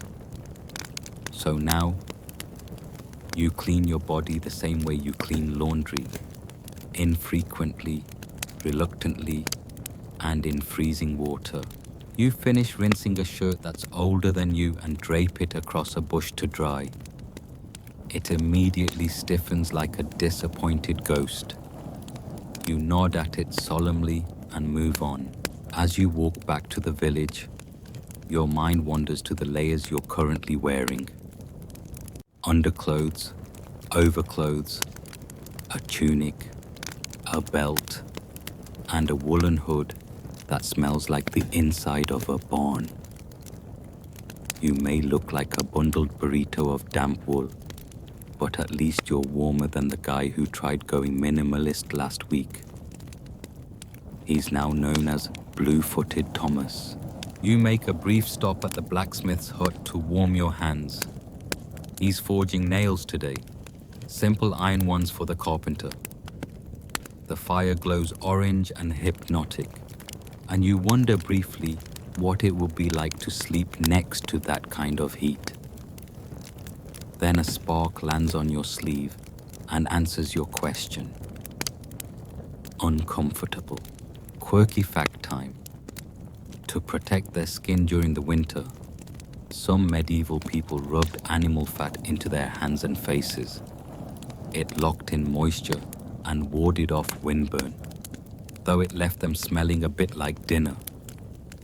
You consider it for a moment, then decide your goose roommate might get ideas. Lunch is a thin stew, this time made from barley and root vegetables.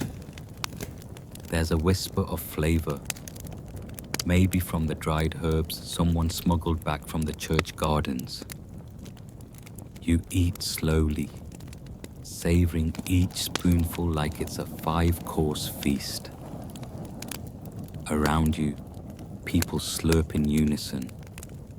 It's almost musical. If your orchestra only played sad trombone in F minor. The afternoon brings a rare bit of excitement.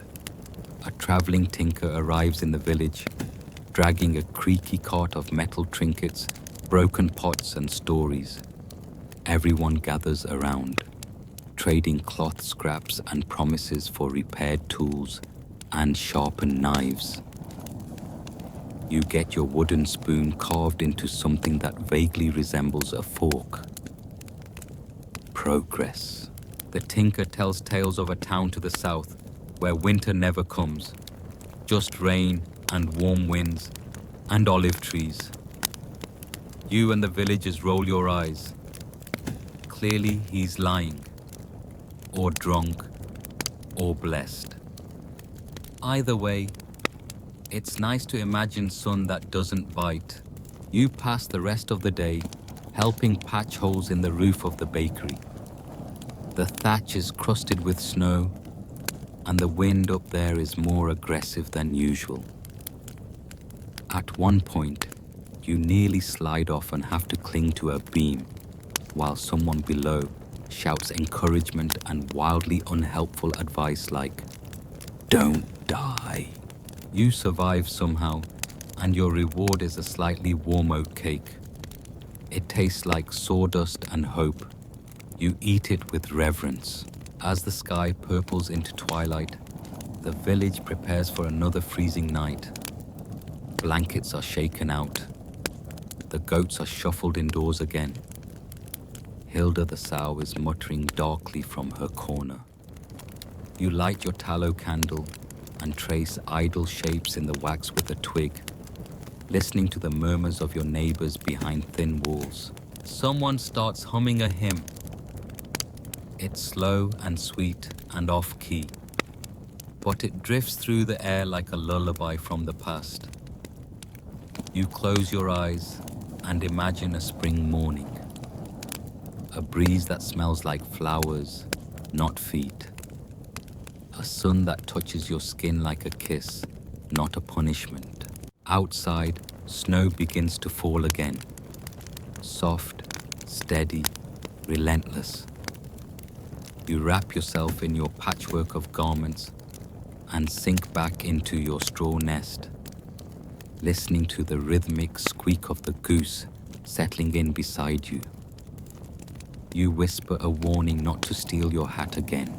The night promises to be long, but there's a strange peace in the repetition. Your world is cold and cracked and quiet, but you've scrubbed laundry with frozen fingers. You've conquered roofs. You've eaten oatcakes. You've endured. And in the medieval winter, that's not just survival. It's a full-on victory lap. You wake to find that your eyelids have frozen ever so slightly together, not in a medical emergency kind of way. More of a gentle reminder that you really shouldn't have slept so close to the wall.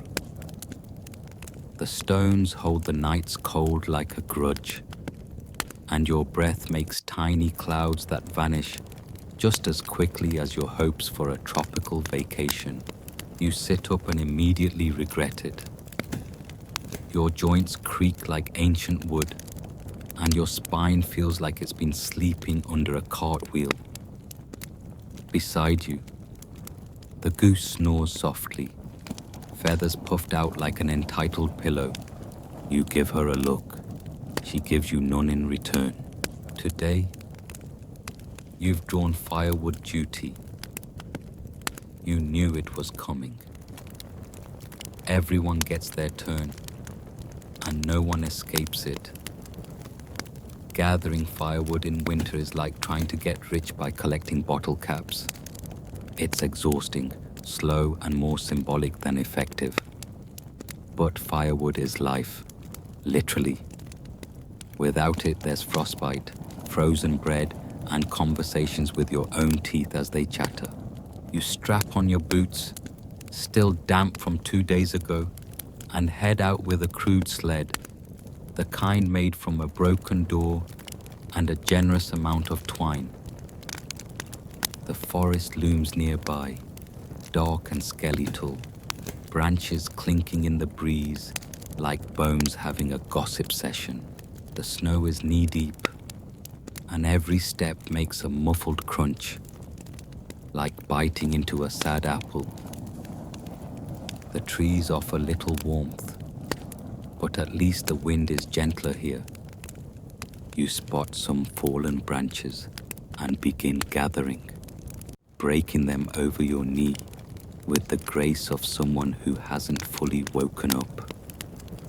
Occasionally, you mistake a stick for a snake and perform a very dignified leap backward. Quirky tidbit of the day. Medieval people believed some trees had personalities. Ash was thought to be protective, while elder trees were temperamental. People often apologize before cutting them, just in case. You eye the nearest elder tree and offer a half-hearted, "Sorry, but I'm cold." As your sled slowly fills, you notice a strange rock formation that looks vaguely like a bench. You sit for a minute. Bad idea. The cold seeps in faster than guilt after stealing your sibling's dessert. You hop back up, not quite revived but certainly reminded. Back at the village, smoke curls from a few chimneys. The sight makes you feel both hopeful and bitter. Why do their fires always seem bigger? You deliver your load to the communal pile and head to your own hearth. It takes several attempts to get your fire going, including blowing on it so hard you nearly pass out. But finally, flames dance. You bask in their glow like a lizard on a rock. Lunch today is root mash again, with a surprise twist. Slivers of onion. People murmur excitedly about the sharp flavor. One elderly man claims it's the best thing he's eaten since 1328, though no one's quite sure if that was a real year or just his age. While you eat, the local priest stops by with a grim face and a parchment list. It's time to assign Ice Patrol volunteers. Ice Patrol is not glamorous. It involves checking that roofs haven't caved in, wells haven't frozen solid, and pigs haven't wandered into snowdrifts and vanished. You get the job, obviously. As you trudge from house to house, you poke roofs with a long pole and listen for ominous groans. You chip away at a well's icy rim using a rock and some muttered threats. You find two pigs attempting to hibernate in a compost pile and are forced to bribe them with turnip skins. Historians still argue whether medieval towns had organized winter duties or if survival was a more informal team sport. Your village seems to operate with a rotating sense of guilt, peer pressure, and occasional divine fear. It works. You pass the church, whose bell tower has been silent for weeks, ice in the ropes. The priest says it's a sign from above. The local baker says it's a sign someone should climb up there and fix it already. You decline to volunteer. On your way home, a boy throws a snowball that misses your head by a full 2 meters. He grins like a fool. You retaliate with a perfectly crafted ball of icy vengeance that lands directly in his hood. Victory. By twilight, your limbs feel like they've been traded out for frozen logs. But your chores are done, and your tiny fire is still going. You pull your stool close and warm your hands until they tingle. Then you pull out your one luxury, a wool mitten you've been secretly mending all season. You finished it last night. It's crooked and patchy, but it's yours. The villagers settle again. The chickens mutter softly from their coops. The snow thickens, and your candle flickers like it's had just about enough of this life. You pull on your mitten, sip a thin broth, and watch the steam curl like a lazy ghost. Tomorrow might be colder, or windier, or full of geese with new vendettas. But tonight, you've earned your stillness. You lie back, blankets up to your nose, and listen to the crackle of your fire, small but defiant. Sleep presses close, warm despite the chill, like a whispered promise that for now you've done enough. Morning arrives not with sunshine, but with a dull pewter glow. Like someone forgot to turn the sky on properly. You're already half awake, thanks to your neighbor's cow deciding to bellow like a trumpet at dawn. Her name is Lettuce. She's mean, she's loud, and she once kicked a monk. You groan softly, then sit up, blankets clinging to you like desperate friends. Today's plan? None really. It's too cold for ambition. But you do need to check your shoes. Last night's snowfall was heavy, and wet socks are the enemy of civilization. Sliding your feet into the stiff leather boots feels like inserting frozen sausages into iron molds. But you're a medieval survivor now. You shuffle outside, breath puffing, eyes barely open, and quickly regret your decision. The wind hits your face like a slap from a frosty ghost. Your eyebrows freeze in solidarity. Your first task today, gathering water. The village well has frozen over again, of course. And the usual technique is to jab it with something sharp and swear until it opens. Today's sharp thing is a slightly bent metal rod you found near the blacksmith shop. The villagers call it the poker of hope. It rarely works, but it's all you've got. You spend 20 minutes poking and muttering, accidentally splash freezing water on your tunic, and finally return home with a half bucket of slush and pride. You hold it up like a trophy. Nobody applauds, but the goose nods in respect. While warming your hands near the fire, you reflect on the absurdity of your day-to-day existence. Your biggest triumphs involve not freezing to death. Your greatest luxury is dry wool. And yet strangely you feel a sliver of triumph because you're still here, and so is Lettuce. As the morning drags on, you try to patch a small hole in the roof with bits of straw, clay, and the optimism of someone who has never built anything in their life. The wind whistles through anyway, like it's laughing at you. Today, there's a village meeting.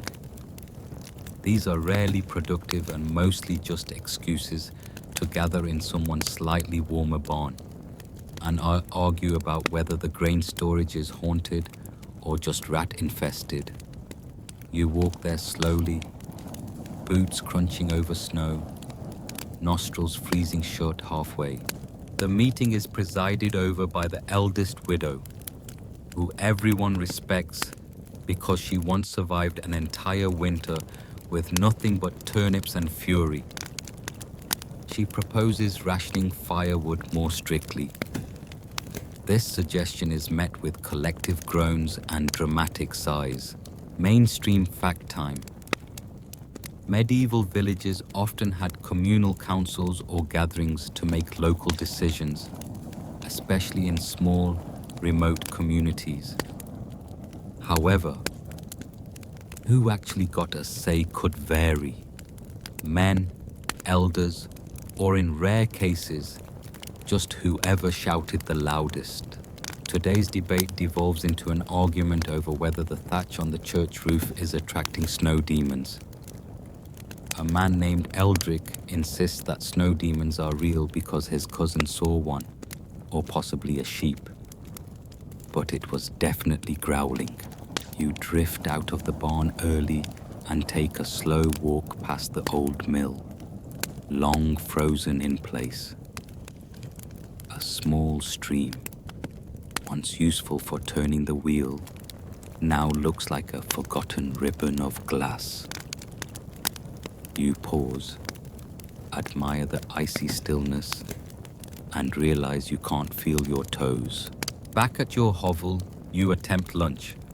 If you can call dried peas in lukewarm water lunch. They taste like memories of food.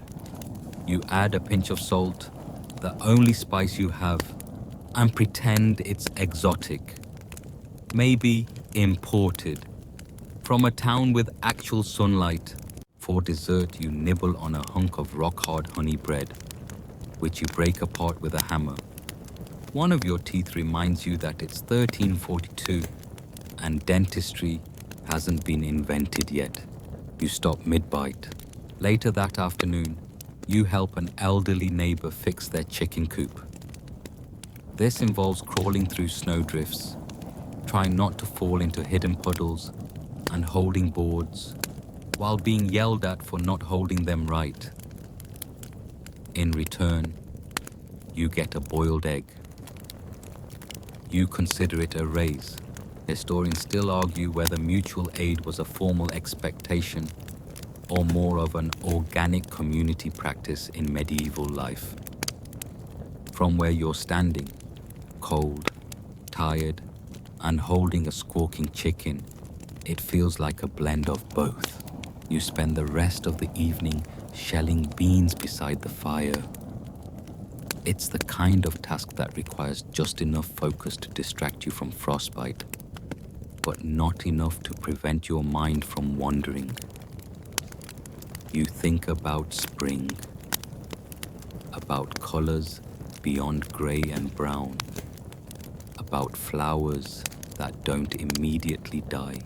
The goose lays an egg and then honks like she's won a medal. You thank her anyway. The night deepens. You light your last stub of a candle. The shadows stretch like lazy cats across the floor, and your fire burns low.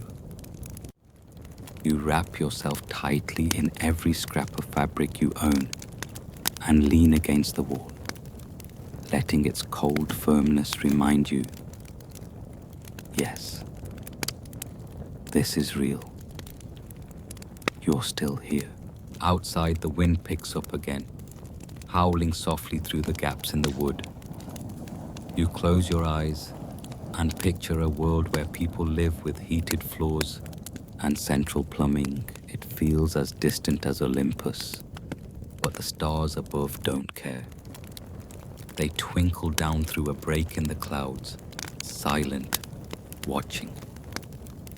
And you drift off, not warm, but wrapped in the quiet pride of having survived another absurd, uncomfortable, mildly ridiculous medieval day. You wake before dawn again, not because you're eager to seize the day, but because your feet are numb and your breath is fogging the inside of your blanket. Outside, the wind hums low, threading through the tiny cracks in the wall like some malicious lullaby played in reverse. You wrap your cloak tighter around yourself and decide to wait for the faintest hint of light before moving. It comes eventually. Not so much sunrise as sky brightening, a grey smudge over the horizon. You rise, creaking and groaning, like the wooden boards under your feet. A thin layer of frost glistens over your sleeping space. You rub your hands together and blow into them, and then do it again, mostly out of habit. Nothing helps. You poke the embers of last night's fire. They blink at you, sleepy and resentful. You coax a few sparks to life with dry moss and a gentle prayer, then toss in the last piece of firewood. You tell yourself it's worth it. Warmth now, cold later. The day ahead holds no surprises, just repetition. But that's sort of the point. Surprises are dangerous in the winter. Surprise means someone fell through ice, or a chimney collapsed, or wolves got into the sheep pen again. Speaking of which, your first task today is checking on the animals. You pull on your stiff boots, squint at the low light, and step outside. The air hits your skin like a slap with a frozen trout. Each breath bites. The goats are irritable and clearly blame you for their situation. You nod in agreement. The chickens are hiding in corners, puffed up little balls of judgment. Only the goose greets you, honking like you owe her money. You gather eggs or try to. One is frozen solid. Another is missing. You suspect the goose again. Your hands are raw by the time you get back inside. You hold them over the rekindled fire, savoring the sting as blood returns. You tear off a hunk of yesterday's bread. Still hard, still disappointing. You soak it in goat's milk until it gives up the ghost. Mainstream fact: most medieval peasants didn't eat meat regularly in winter. Preservation was difficult and expensive.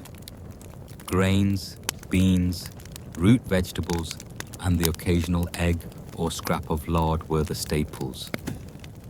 It was more survival diet than cuisine. Today's treat is a single onion. You found it under the floorboards during a desperate cleaning session, and consider it both suspicious and sacred. You don't ask why it was there. You just stew it.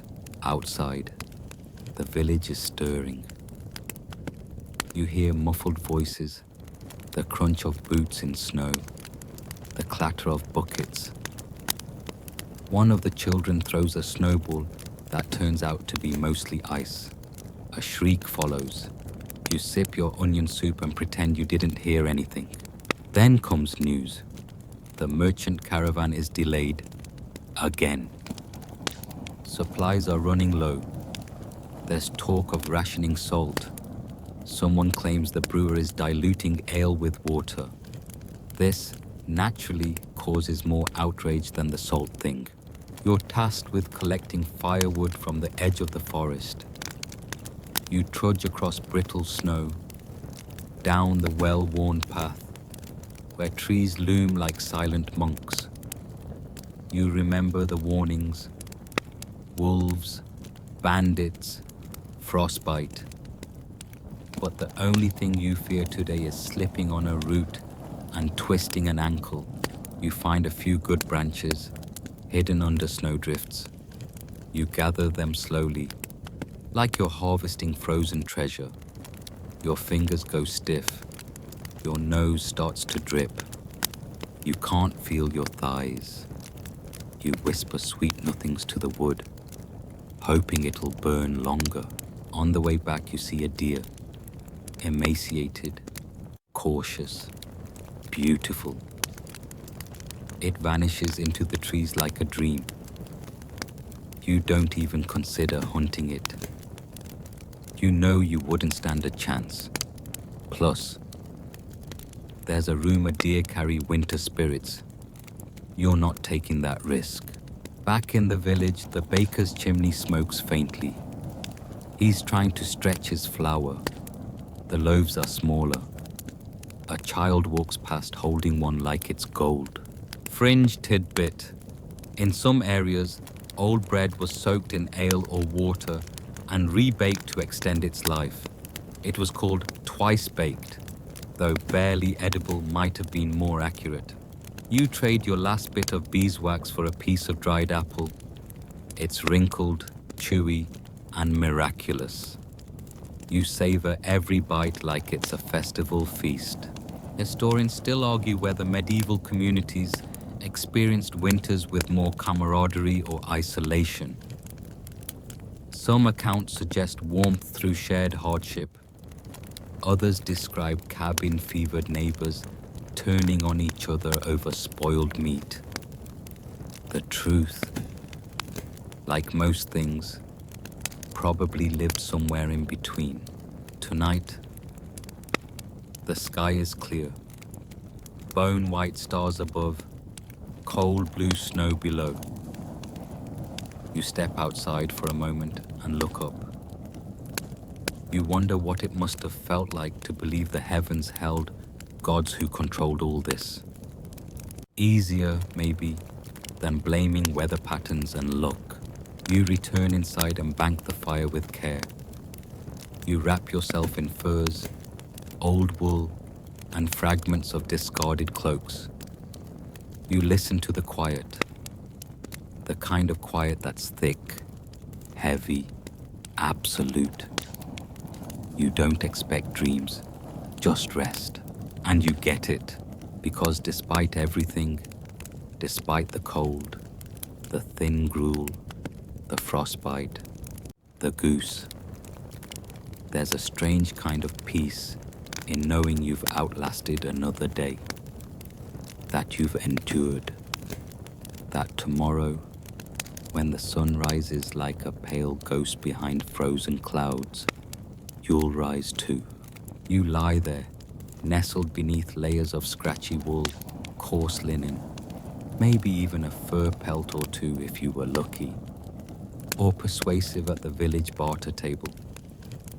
The fire has dwindled to a faint orange core, flickering gently as the night wraps around the room like a heavy quilt. Outside, frost tightens its grip on rooftops and branches, and snow drifts shift almost imperceptibly under the weight of silence. The wind has softened now, more a breath than a bite. Your limbs ache in that quiet, worn-out way that comes not from violence or fear, but simply from existing through another day. Chopping wood, trudging through drifts, bending over the fire with a cracked ladle and sore knees. The ache is familiar. It doesn't demand anything. It just lingers there, like an old story told for the 1000th time. Somewhere in the distance, a dog barks once, then nothing. The air is still. The walls don't creak. Even the mice seem to be asleep. You shift a little deeper under the blanket, finding the one warm pocket your breath has carved. The straw mattress sighs beneath you. For a moment your thoughts wander, not to chores or hunger or the merchant who never came, but to the stars outside, to that one flash of deer hide between the trees, to the dream you'll likely forget but still hope to have. The dark is no longer threatening. It's calm now, thick, kind, even. It doesn't ask questions. It doesn't rush you. It just waits, gently, for your breath to settle, for your shoulders to slacken, for the last scrap of tension to slip away like footprints in fresh snow. So you let it go. The frost, the smoke, the onion soup, the goose. You've made it through. Sleep well.